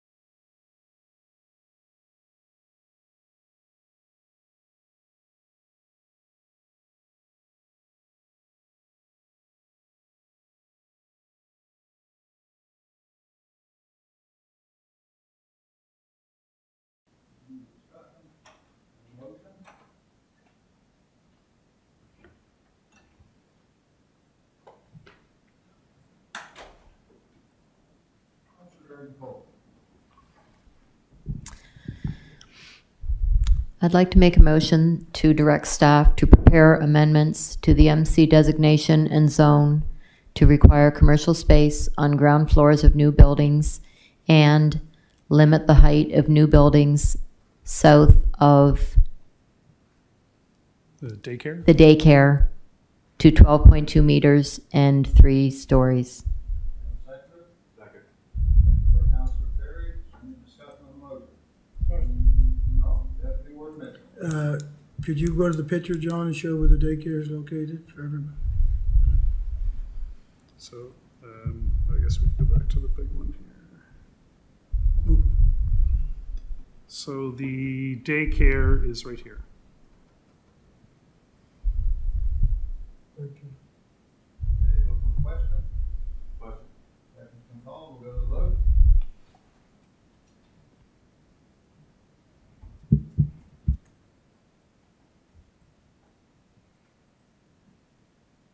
And motion is passed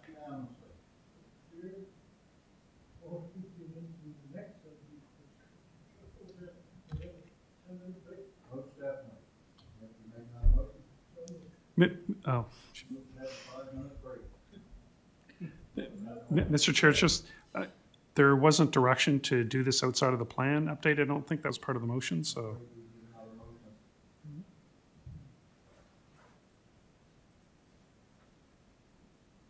Anyone prepared to make that motion?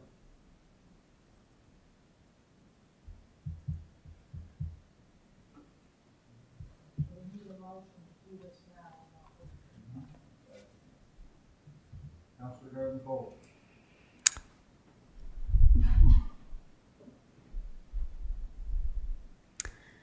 I'd like to make a motion that we do the prior motion immediately instead of waiting for the plan update. Do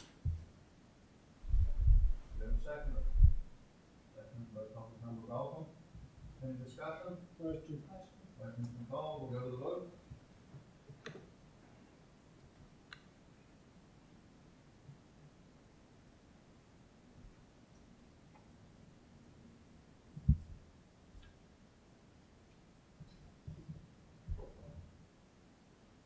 Motion's passed, it was 9-2.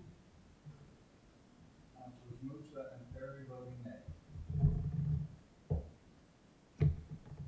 Now we stand adjourned for 5 minutes.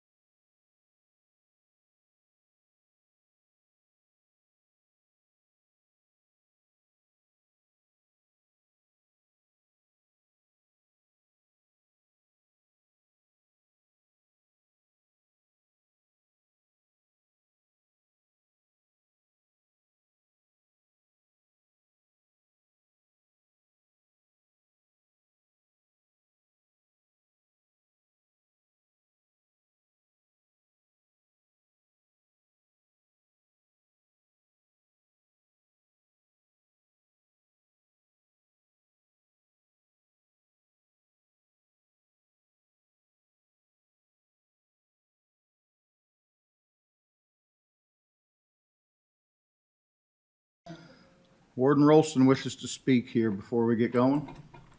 Yes, having read the report, and staff certainly went away and did what we told them to do, and they did develop a bylaw. But they also talked to Kings County and learned that that bylaw is nearly unenforceable, and the SPCA are contracted with them to enforce it. The SPCA, as I understand, is not in the least interested in enforcing any more rooster bylaws anywhere else. And we don't have anyone here to enforce this bylaw. So staff's recommendation brings us back to doing something with the land use bylaw, correct? Which was how we got to the other bylaw in the first place, because we could not agree on anything in the land use bylaw to do it. So I do have sympathy with folks who have this issue, but I also look at the amount of hours that staff and council have spent on this. And having been to FCM and learned that it's a problem in many more places than here, that doesn't seem to have a wonderful solution anywhere. And also given that we get complaints on many matters and we're not able to fix everything for everybody. So just based on that, I'm just going to try a motion, folks, and it'll go where it may. I move that we maintain the status quo regarding regulations around roosters. Moved by the warden, seconded by the deputy warden. Any discussion? Wait, I'll find you there, Eldon. Councillor Hibb. Well, since this came from resident in my area, and I think we've had other reports since then about roosters, am I correct? There's nothing there to protect the people that live around them. And that's the part that concerns me, and whether it's one issue to it, and it's disappointing that I know staff, I compliment them on the work that they've done. They put a lot of hours and a lot of time in this, and basically we're back where we started from. So I will not be supporting the motion. I think there's an area in there that it says part of Kings County. I think it's per.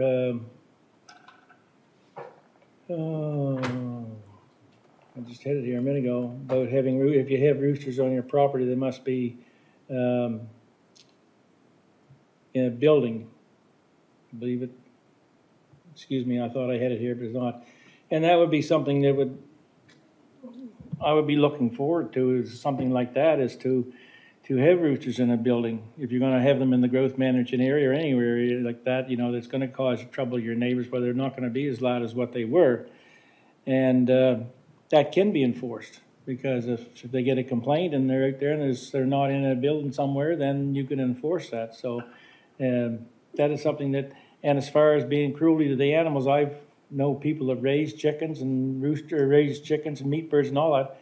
They've always been in a building, and they have a window and they usually have a fan, and they've done very well with them. So that is something that I would like to see put in. It would also allow the people in the area to have roosters, but it also protect the people around them, that the roosters wouldn't be crowing on a day-to-day basis. So I will not be supporting the motion. Thank you. Councillor Rhino. Well, I guess, you know, the way I look at it, you know, I've often heard around this council chamber that the municipality of East Hants is a leader in many things. And where I know this is quite an issue, I thought maybe that we could, and I think we still can be a leader with regard to issues around roosters. Really, I don't have a problem with not allowing roosters at all in the serviced area. I think there's an expectancy when people live that close that they should have about as much peace and quiet as they can get. If we can come up with some solution that would try to benefit the most people with regard to roosters.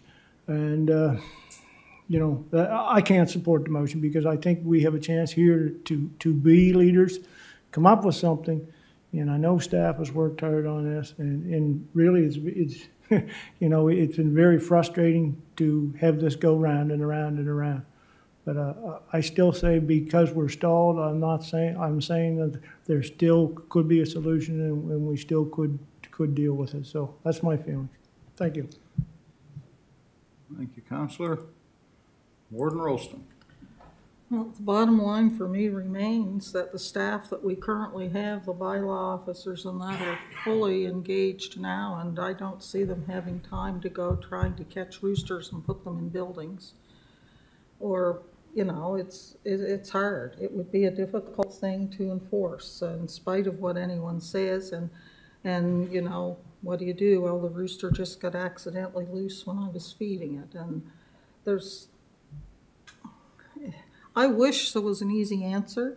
I don't think there is, and I just really, truly feel that as busy as staff are and as busy as we are right now, that now is not the time to dedicate any more hours to this. We've had report after report after report, and we haven't been able to reach a consensus. So I just think we should take a break. I'm not saying it could never come back again, but at this point in time, I don't know about the rest of you, but I'm ready to move on. So I stand in support of the motion. Thank you. Thank you, Warden. Seeing no one else, be looking for the question. Question's been called. We'll go to the vote.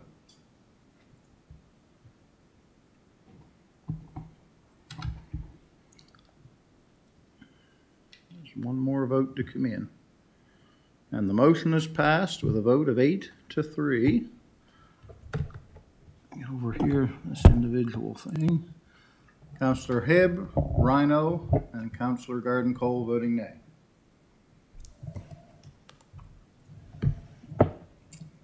Well, that brings us now to pre-application discussion with developers. Policy, Leanne.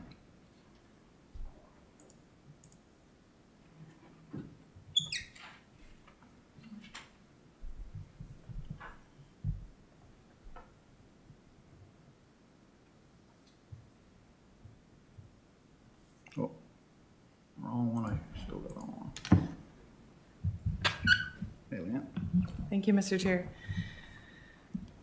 So in December of 2020, Council passed motion C-20-382 directing staff to prepare a report with options, considerations, and thoughts for Council's review on in-camera pre-application presentations by developers.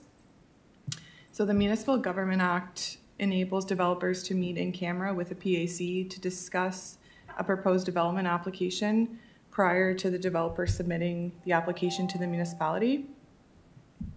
So specifically, the MGA Section 203 states, meetings of Planning Advisory Committee, Joint Planning Advisory Committee, or Area Planning Advisory Committee or a commission are open to the public unless the committee or commission, by a majority vote, moves a meeting in private to discuss matters related to a potential application for a development permit, land use bylaw amendment, development agreement, or amendment to a development agreement before the applicant has applied to the municipality or development officer.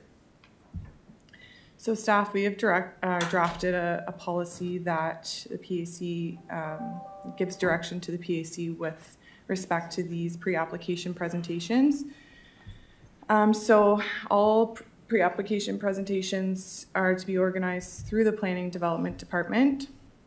So developers will be required to submit a letter no later than 14 days prior to the date of the PAC meeting, indicating a request to schedule an in-camera pre-application presentation and to provide a brief outline of their proposed development application.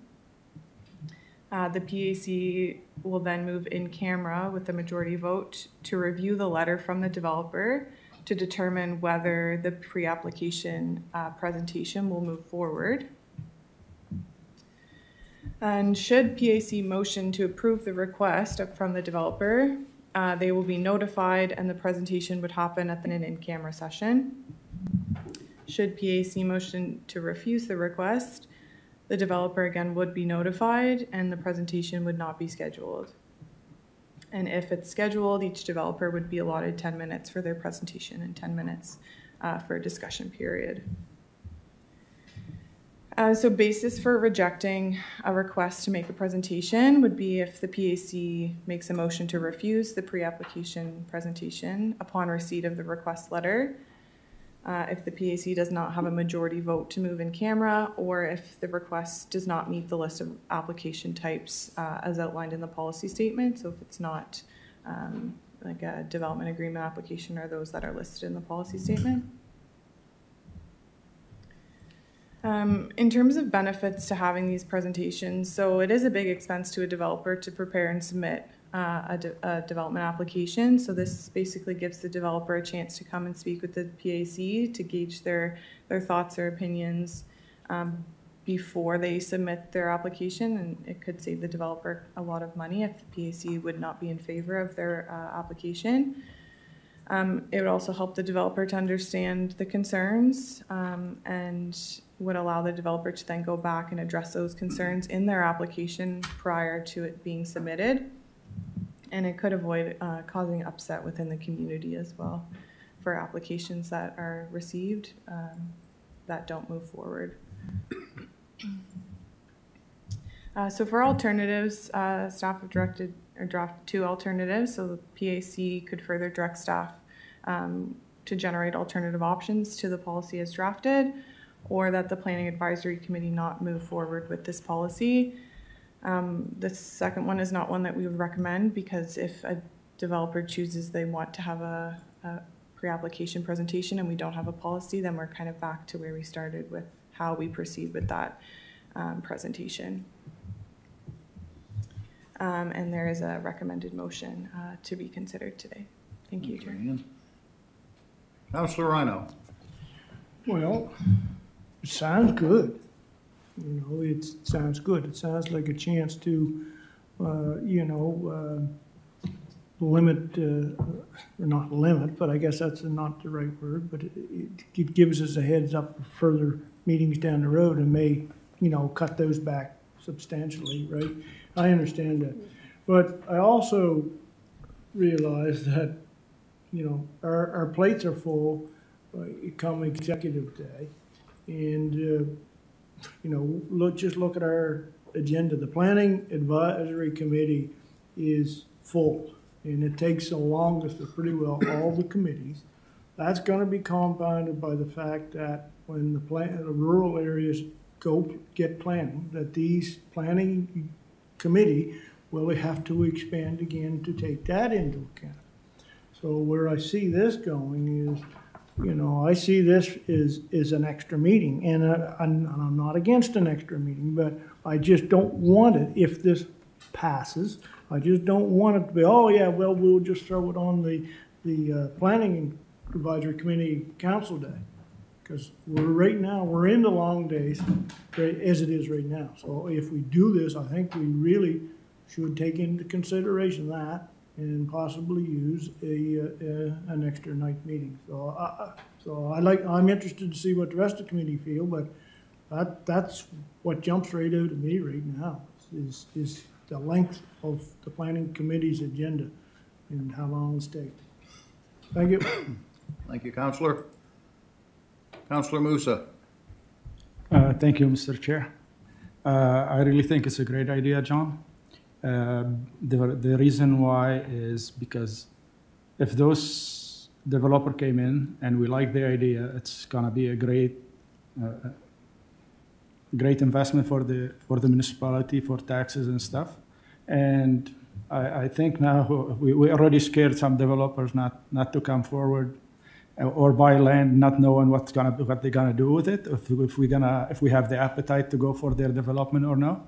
So I think a heads up, it's a good idea because it gives them either to invest or not, while the other ways they might opt on doing something that could be of great benefit to the municipality, thinking that we don't want any development here. So I think it's a good idea. And on the staff time, I think it limits staff time, because if they come with the application, it's gonna take like the initial application, then first reading, then the public hearing, public information meeting.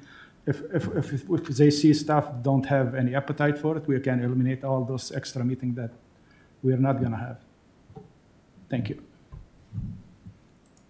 Warden Rolston.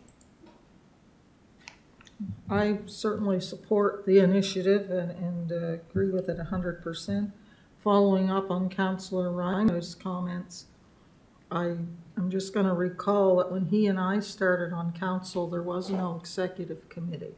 There were separate meetings, and they were evening meetings for corporate and residential services, for planning, for rec and culture. All the committee meetings were separate and held on separate nights with a full-day council meeting. And after a while, we looked and thought that's not very efficient, and we moved to the process that we use today. With the increase in development in East Hants and with the changes that are coming with the implementation of land use planning in the rural area, I don't see the pressure on the PAC meetings getting any less. And I suspect we're very close to having a discussion about moving PAC from the executive agenda and scheduling a separate meeting for that, whether that would be using the Thursday night or some other time. But I just, for myself, that's where I see us heading in the not too distant future. So I do think he's right. I think we have to be mindful of the pressures on our agenda, and I think that that's where we're going to find ourselves before too long. But I certainly support this initiative, and I would move the recommended motion. Moved and seconded. Any discussion? I could just give the chair to the warden for a minute. I don't see this as being a great time constraint, because the only developers we're going to see wanting to do this are ones that want changes. The ones that are going to develop as of right in that, we'll never see them. This will be the ones that want to change zones or, you know, change a development agreement, something like that possibly. But I can't see it being a big time constraint right off the bat anyway. Those are my comments. Back to you. You're looking for the question. Question's been called. We'll go to the vote.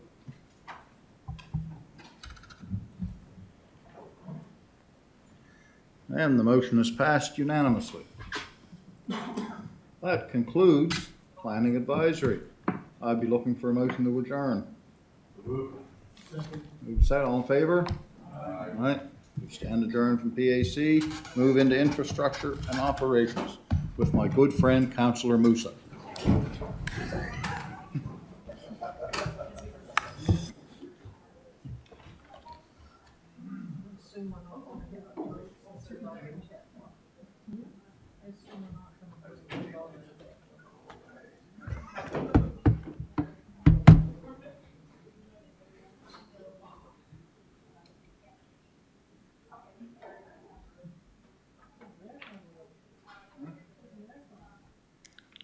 Okay, everybody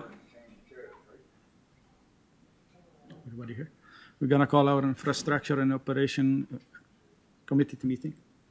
Our first item is the approval of the minute of June 21, 2022. So moved. Move in second, all in favor? Aye. Motion passed. Okay, our next item is update to the municipal standards. Jesse. Perfect. Thank you. Through you, Mr. Chair.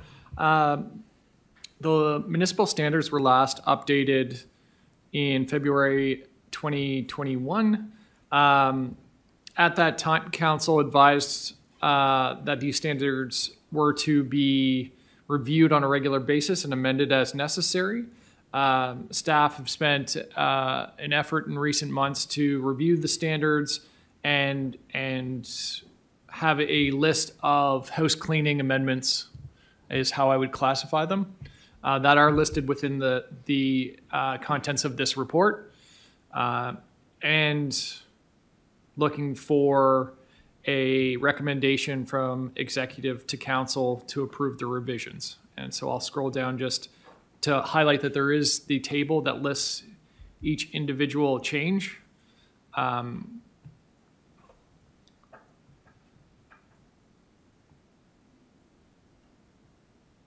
And open the floor for questions.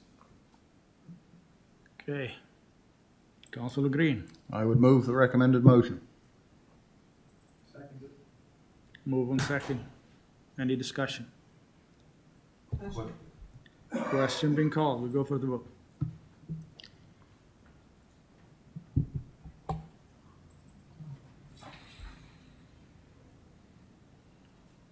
All votes are in and it passed unanimously.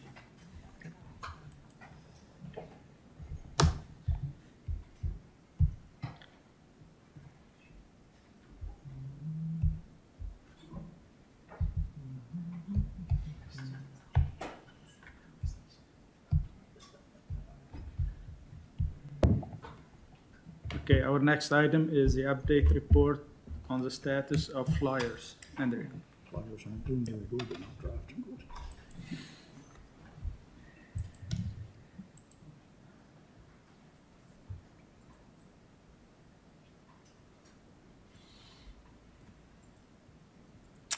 Good afternoon, everyone. Attached is the flyer litter mitigation updates report. So as you know, we came to committee a number of months ago. We've had concerns from residents about flyer delivery to their homes.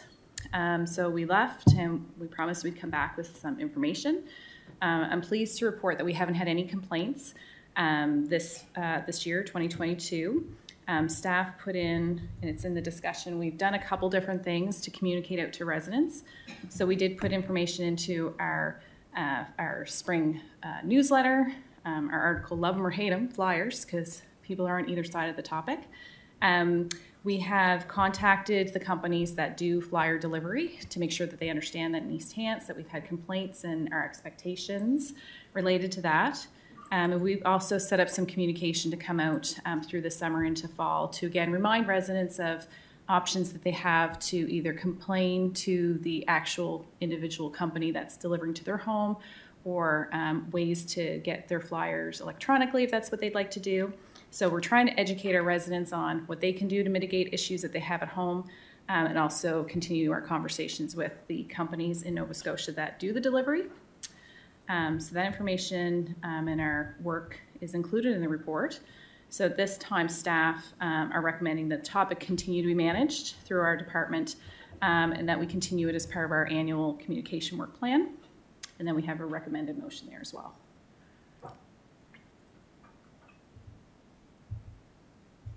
Councillor Hack.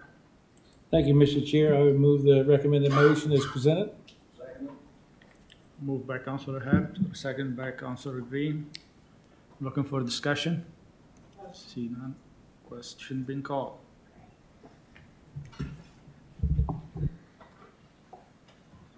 And the motion passed unanimously.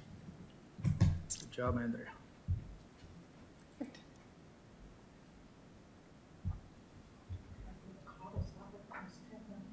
Yeah. Okay, our next item is summary of impact from new provincial construction and demolition regulations. Yeah. Andrea. Just waiting for my tech support here to put our report up. So while the report is coming up, the CAO did a nice overview this morning when the MLA was present.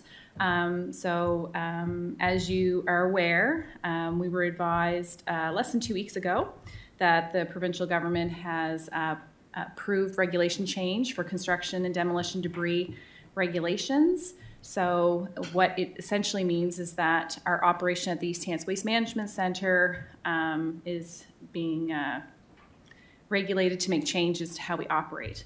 So in the report, I've outlined what we do currently at the Waste Management Centre and what we have done to abide by all regulations that have been in place for 20 plus years. Essentially, the regulations that will now take effect in July 2023 will require an approval and transfer and store and process for construction waste. And it includes a ban of treated wood from disposal at these facilities. So that means that at our site, we're looking at conservatively 60% of our C&D would no longer be allowed to be disposed of at our site, and we would have to transport it elsewhere. So whether it's to a landfill, which there are 7 in Nova Scotia, or to market, which there are limited markets right now. So that's the larger piece. And then there's other pieces to our terms and conditions which come into changes to our monitoring program and stockpiling requirements or limitations, which we haven't been provided any information on to date. So as was noted this morning, our early estimates, if all things being equal, we're looking at about $400,000 annual operation costs. This is tipping fees and transportation of material off-site that we don't currently have to do because we have a facility, and staff and equipment time, and then capital costs. So we'll have to have a transfer station or some design at the site to actually put the material to then load it. So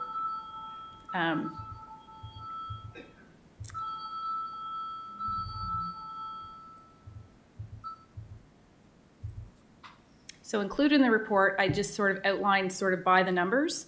So again, 60% of our tonnage based on last year's numbers. As we know, we're growing and lots of people are moving and renovating. That was about 3,000 tons of material. So that is equal to about 205 to 220 extra transport trucks leaving our facility, going somewhere else in Nova Scotia. Again, the tipping fees and the costs were based on what we're paying today, but we do know we have increased plus fuel adjustments in that as well. There's an extra 24 to 25,000 kilometers of travel that our material would have to take. And like I said, there's only 7 second-generation landfills that will be approved to take this material. So for us, our material currently goes to the West Hants location. And there's currently 27 facilities in Nova Scotia that are impacted by this change. Some are municipal and some are private. So within the report, we basically outlined there's sort of 4 options. We can create a transfer station setup and ship material to the landfill. We can stockpile and hope to market. We can set up a transfer station and send to Halifax C&D, which is a location that does try to divert C&D material, or we can discontinue receiving the material altogether and ask our customers today to find another location. So those are some of the options that are there. So we have 2 motions that we've put forward. The first is to recommend council send a letter to the Minister of Environment, Climate Change and our 3 MLAs, and copy the Minister of Municipal Affairs and Housing on the concerns related to this regulation change. And the second one is that council direct staff to bring back a report outlining our operational capital estimates based on the 4 options in the report in more detail. Okay, thank you, Andrea. I have Warden Rolston. Where are you? Thank you. Well, as I look at this,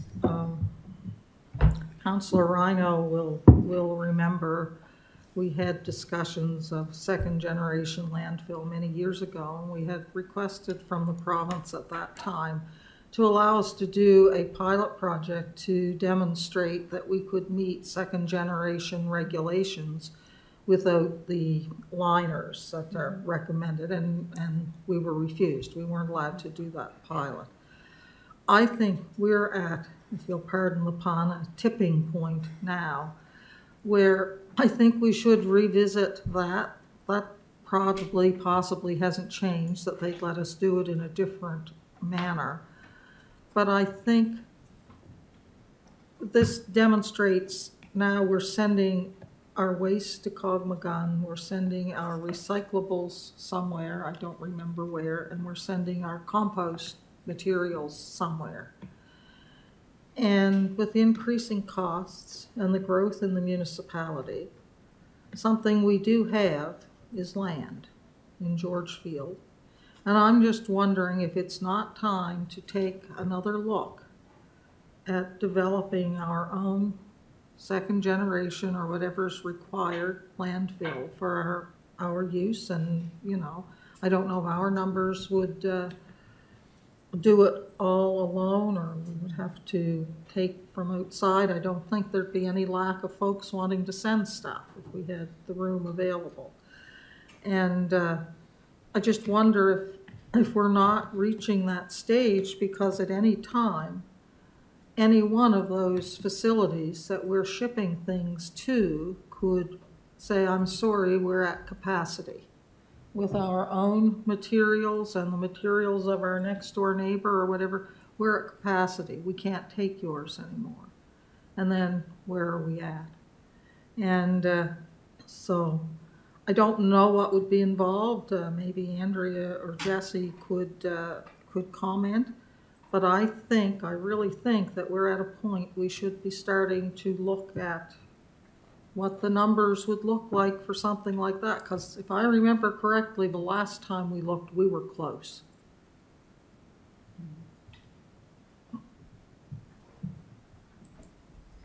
Go ahead, Jesse.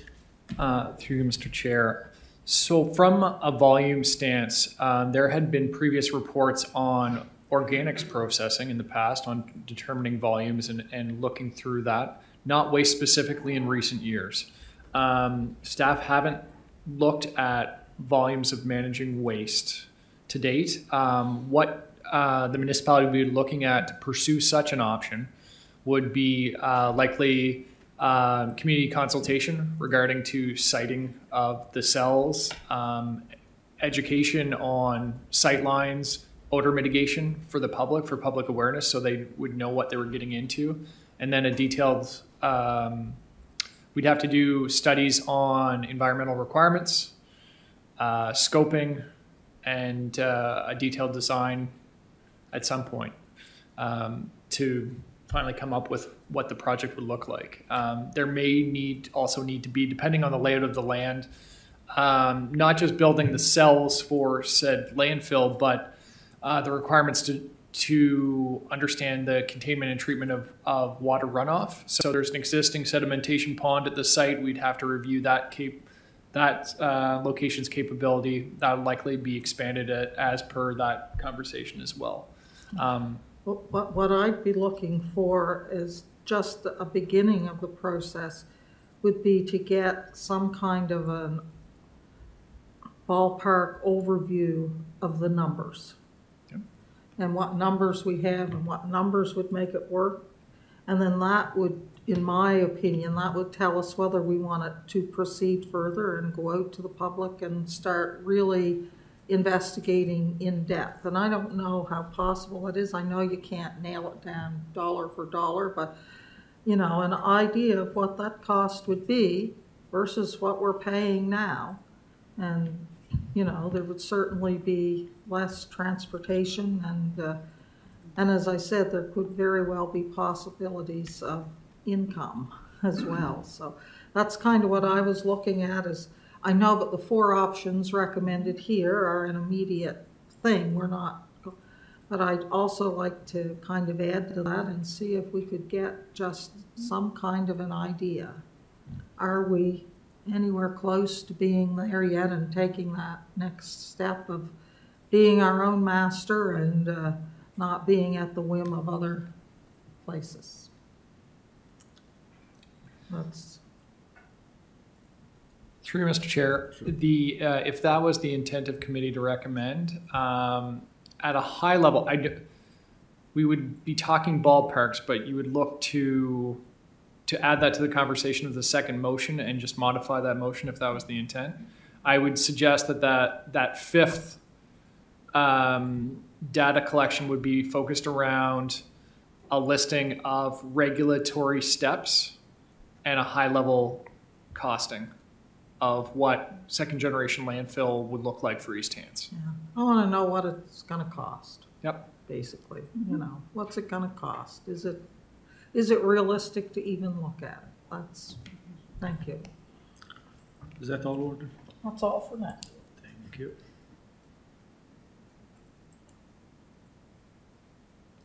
Next is Councillor Ryan. Thank you, Mr. Chair. Through you to staff. You got A and B there. Could you elaborate some on that A part, require an approval to transfer, store, process, construction, materials, and demolition debris? I mean, B is pretty straightforward. Treated wood, yeah, we're not allowed to do it. But so should I take from A now, we don't need approval now? Can you speak to the mic, Councillor? We can't hear you here. What? Can you speak to the mic? We cannot hear you from here. Oh, thank sorry. you. I've never been accused of being too low. Could we expand on that? So currently we do not need approval from any sort of government to take demolition debris. Am I correct there? Through you, Mr. Chair. So what A is talking about is we do have an approval to operate the C&D site because it's C&D landfill. The purpose for item A is so for transfer, so you need to have an approval in the new system to be able to move material from one site to the other. So right now there is no approval for anybody to move it from one spot to the next. So that would be an approval. Okay, what do you mean by that, one spot to the next? So so we would need to have an approval for us to move material from our site to another site. So we would go to Department of Environment because they want to know where it's going to. Okay. For the store, that's about the stockpiling part, and that's about and that's linked to the fire code regulations. So what they don't want to have happen is facilities to have huge stockpiles of wood sitting there just waiting to cause an issue. So if you're going to store material or stockpile material, you'll have to have an approval. So it'll say you're allowed to store this is how you're allowed to store it, this is the height or the tonnage you're allowed to have before you have to move it off site.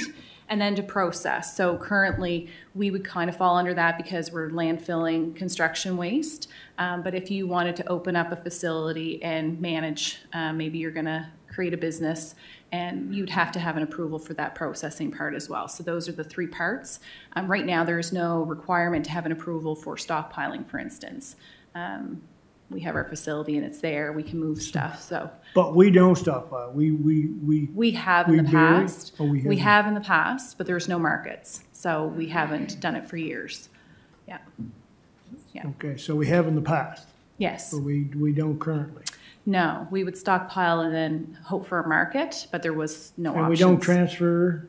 No, everything goes into our cell at the site. Exactly. For C&D, yes. So really the big kicker in this is to deal with the treated wood. It's the band component that'll be the problem for us is that, and when you look at the band material list, on paper it looks good, but in practical operation, we have mixed loads of construction waste. We'd never be able to pull all that stuff apart or ask people to pull all that stuff apart. Yeah. Do you feel there was anything that precipitated this before, you know, they come down with a regulation such as this? Is there any cause, or is this just part of life and they stumbled upon it and here's what we're going to do today?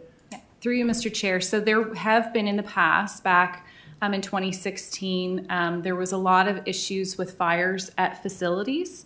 I would say not necessarily municipal facilities, certainly not at ours. And there was concern about what material was received at those facilities, whether it was regular garbage, which isn't allowed under approval. And in the report, we did link into some news articles of specific sites that were trouble and that had some specific environmental negative impacts on their community. So reviews of all the facilities was done. And then in 2018, a discussion paper came out and staff, we responded to that. And that's the last we've heard. So we've been asking regularly since 2018, is anything coming, is anything changing? So essentially for us, for our facility in East Hants, we're very proactive and cooperative. As you know, we've put in extra monitoring wells in the last few years. We do all of our monitoring. So yeah, it's just where we're at. Thank you for the information. Thank you, Councillor Rhino. Next is Councillor Perry. Thank you, Mr. Chair. Through you to staff. First off, congratulations on again for the 4th year in a row to you and all the staff at the Waste Management Center for leading the province yet once again, and also to the communications piece for the uptake in the app. It's great to see that that's continuing on. With this and the construction and debris and the possibility of trucking, is part of the report also going to be the second order environmental effects of transporting goods via truck, the carbon footprinting increasing that will take place because of this? Through you, Mr. Chair. So we would include anything that we thought is a pro or con for any of the options. So for sure, you know, extra trucking is not necessarily good for our environment. No, it's not. Okay, no, I just want to make sure that some of those things were in there, because I really think highlighting the whole approach of about the impact it has on the environment is the biggest key, because I believe, you know, nobody makes regulations and changes not to try and make things better, but sometimes if they don't understand the whole picture, if you can give them the whole picture, it makes it a lot easier. Thank you, Mr. Chair. Thank you, Councillor Perry. Councillor Eisner. Thank you, Mr. Chair. Through you to staff, is that all going to be the round wood too, the brush, non-treated wood lumber that we end up taking there? There's a big pile there, you put it in. Through you, Mr. Chair. So we're not looking at like natural wood. So our brush pile wouldn't be part of this component. That would be separate. Some treated wood would go in that, which you wouldn't want, but. All treated wood would be included in the ban. That would all have to go to landfill. Yeah. So you're going to be scrutinizing the trucks coming in?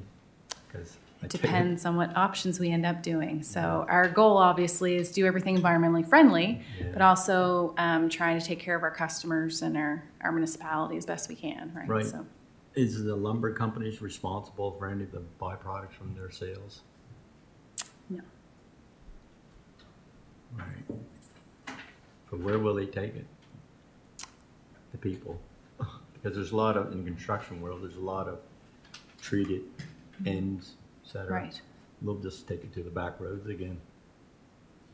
How do we police that? I'm just curious. We're going to try to avoid that. Is there no other way to go to the landfill site and have a process of maybe wood that comes in, maybe having it stacked, resold there, maybe something like that, so we don't put it into the back roads, et cetera? Go ahead. Through Mr. Chair, that's the level of detail that we're looking to get into and ideally avoid by a proactive letter to the ministers to educate on the downfalls of some of I believe that the provincial staff had good intent. They just didn't see the whole picture on the environmental impacts. They were trying to solve a problem, not understanding the reciprocal problems of the choices within the legislation, which may have been able to be highlighted if there was more detailed consultation over the last 4 years. And we, as a municipality, we're always willing to help and provide extra perspective, and we're looking to do that just after the fact this time through a letter. On problem solving, I wouldn't suggest we get into details of what it could look like as there's still time to figure this out. And I think until we get into the details of getting a response back from the province and figuring out where this will ultimately lead, then we'll get into what can we specifically do for our residents to figure it out and figure out how we'll operate. But I think that's step 2 in the next conversation. Yeah, were the facilities, the biomass companies, or were they what are they? I was very on board about that. Through you, Mr. Chair, I'll actually talk to that. Andrew has been educating me on this topic. Is the biggest challenge with clean wood coming out of C&D is there isn't really a market for it because those biomass facilities are already fully supplied. So they're receiving enough material as it is, and they don't want to risk contamination by receiving potentially mixed loads. So they want pure wood coming off offcuts from mills. They don't want stuff coming from municipal C&D transfer. They just don't. That's not the market. And so the concept of that being a viable option or market, I think is short-sighted. The industry's already told us it's not there. That's why we aren't grinding clean brush now and sending it, because we don't provide enough volume to go to the sites. Otherwise we would. We'd already be doing it. So that's the challenge. It's markets. It's hoping a market will emerge when one does not exist is kind of the downfall of this approach on regulation. Thank you. Thank you, Councillor Eisner. Second round, Ward. Thank you. But part of the problem is too that as this material comes in, let's face it, if someone's doing a renovation or a tear down of a building or something like that, you're going to have treated wood mixed with other wood mixed with, and we don't have the staff at the landfill to sort every stick of lumber that comes off of every truck. So if we're shipping this stuff away, then we're going to be shipping stuff that we might be able to bury, but it's not going to be economically feasible to sort through it and keep some of it in our landfill. That's part of the problem. So Maybe we could build our own biomass facility for electricity at the landfill. Joking aside, so the recommended motion is in two separate motions, not a two-part motion? Correct, two motions. So I will move the first motion that the Infrastructure and Operations Committee recommend that council send a letter to the Minister of Environment and Climate Change, copy our 3 MLAs representing East Hants, and copy the Minister of Municipal Affairs and Housing on concerns related to the construction and demolition debris regulation changes communicated on July 7th, 2022. Second. Movement second. Question. Councillor Reiner. Okay, now I'm gonna sort of tell me otherwise with this question. How many other municipalities that could be affected by this? Have we found out from them to see what their response was, what they're gonna do to try to change the amount of the problem? Go ahead. Through Mr. Chair, so all municipalities in some level are impacted by the regulation change. So as I shared with senior staff, Halifax isn't as impacted because they passed a bylaw a number of years ago where construction waste has to be fed through a private facility, Halifax C&D.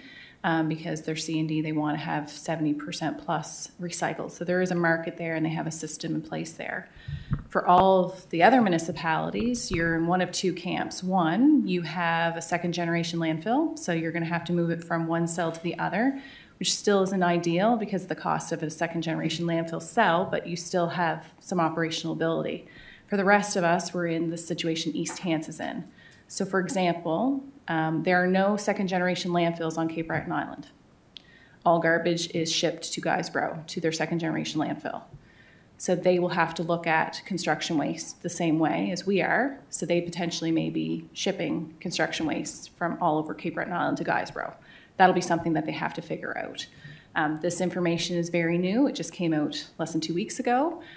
Some of those councils don't meet in July, they meet in August and vice versa. So staff are scheduled to have a meeting with Department of Environment staff on the 27th of July. But I guess my question is how many other municipalities are gonna have to be like Cape Breton and us just to ship those materials to the second generation landfill? That's what I'm kind of getting at. Yeah. And have we conversed with them to see what their attack approach was? I think we'll know more after the 27th, the meeting of all the managers and directors and environment staff. Yeah. All right. Good, thank you. Thank you. I have a question. I'm gonna pass you the chair. So if we send the letter to the province and they say no, you gotta do it, how are we gonna recover the cost? Like, are we gonna charge people to go to the landfill and dump their material? Through you, Mr. Chair, that'll all be part of the report when we come back with those options in the motion. Yeah, I only ask because if so, we're gonna charge everybody some money for dumping. We could add in a letter that some people is gonna opt to pay the money and it's gonna start burning in their backyard, and that's gonna be way worse for the environment too. So that's another option to add to the letter too. Probably they never thought of that too. Through Madam Warden to comment on that. In today's principles, you'd look at any increase in cost, and how we pay for solid waste today is there's the flat solid waste fee within our rates. It would impact that. So the first step is, okay, what is that fee that goes on everyone's tax bill? We'd probably look at that first, and then any alternative would be an alternative. So that would be the basics. It's not changing the whole world on municipal values on who pays what for what. It'd be an impact to who pays that amount. If there was a change in values, we'd have to get into a much deeper and more complex conversation on values. So you're gonna include it in the overall fee? Okay, so that's okay with me. I just want to know if we could add to the letter like about some. Okay, thank you. Okay. Through Mr. Chairman, just to Councillor Rhino's question, we have raised this as an issue for the Association of Municipal Administrators board meeting on Thursday of this week as well. And what I suspect will come of that is that AMANs will request that the NSFM become involved because they are really the body that represents elected officials and councils across the province. We would, of course, support them in building their case and doing much like Andrew will do for East Hants. But this really is a massive issue for municipalities. It's a very costly issue, and it's a very costly issue for the environment. So the Department of Environment and Climate Change really needs to hear from everybody at all different levels. So I think our letter may be just one in a sea of many, but if we have our letter and we share it with other municipalities, they can then build on that, and you may get some momentum. You know, and we've seen this government's willingness to change if they've, you know, not thought something through entirely. This may be one of those issues that if we can build enough momentum, we can make some change happen, and regulations may never come forth to support the legislation, or they might look very different than what they're anticipated to now. Thank you, Sierra. Councillor Perry. Thank you, Mr. Chair. Through to staff. Looking that there's only 7 approved landfills to receive this material, so I'm guessing those 7 landfills revenue is going to go completely through the roof with if they have to start taking on the rest of the province's C and D, and do they have the capacity, those 7, to take on the rest of the province's C and D, to your knowledge at this point?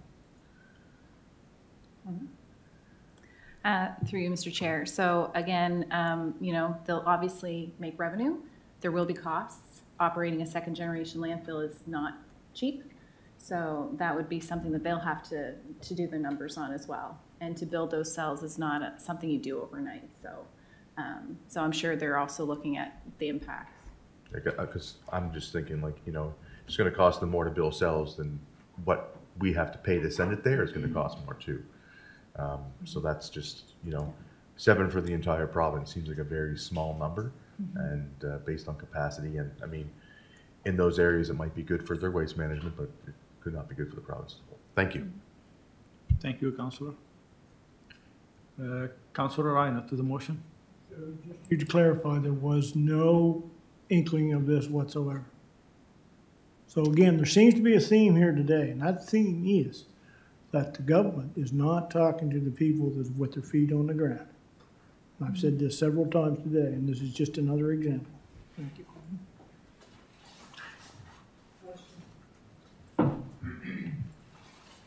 Question being called.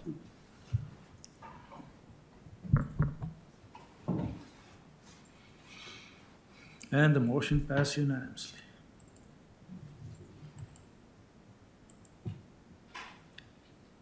Warden. I'm going to move that Infrastructure and Operations Committee recommend that Council direct staff to bring back a report outlining the operations and capital costing estimates based on the 4 options within this report, and a high-level report on the option of some type of second-generation facility for East Hants.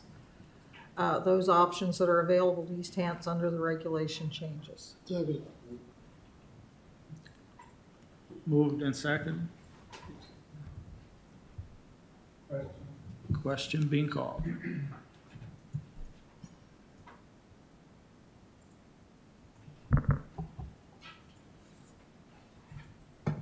And the motion passed unanimously. That will bring us to the end of the I&O committee. We're looking for a motion to adjourn. Moved in second, all in favor? We have another item with the... Oh, okay. That can wait till September, so. There's a council policy meeting called. We have no. So we're done?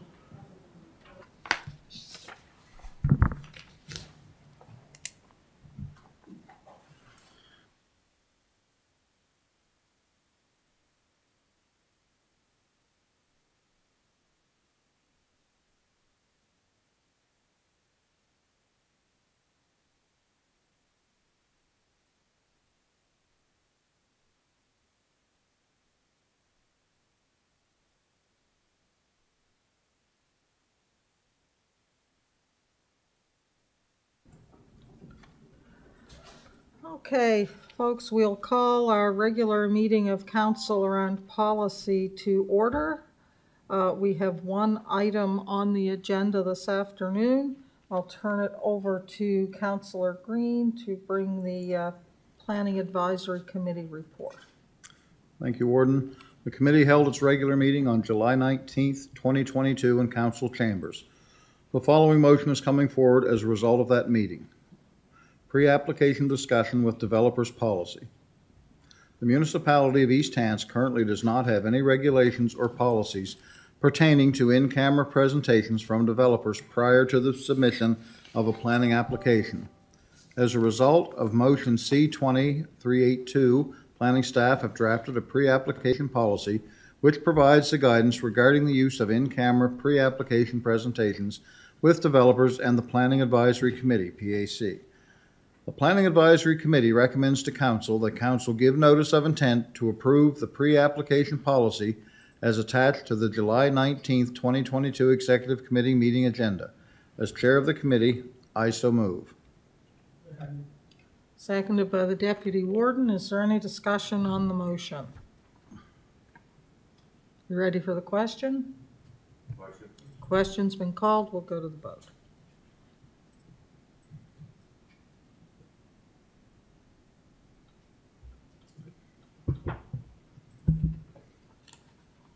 And the motion is passed unanimously. As Chair of the Committee, I move the adoption of this report. Moved and seconded. All those in favor? Aye. Aye. Contrary? Motion is carried.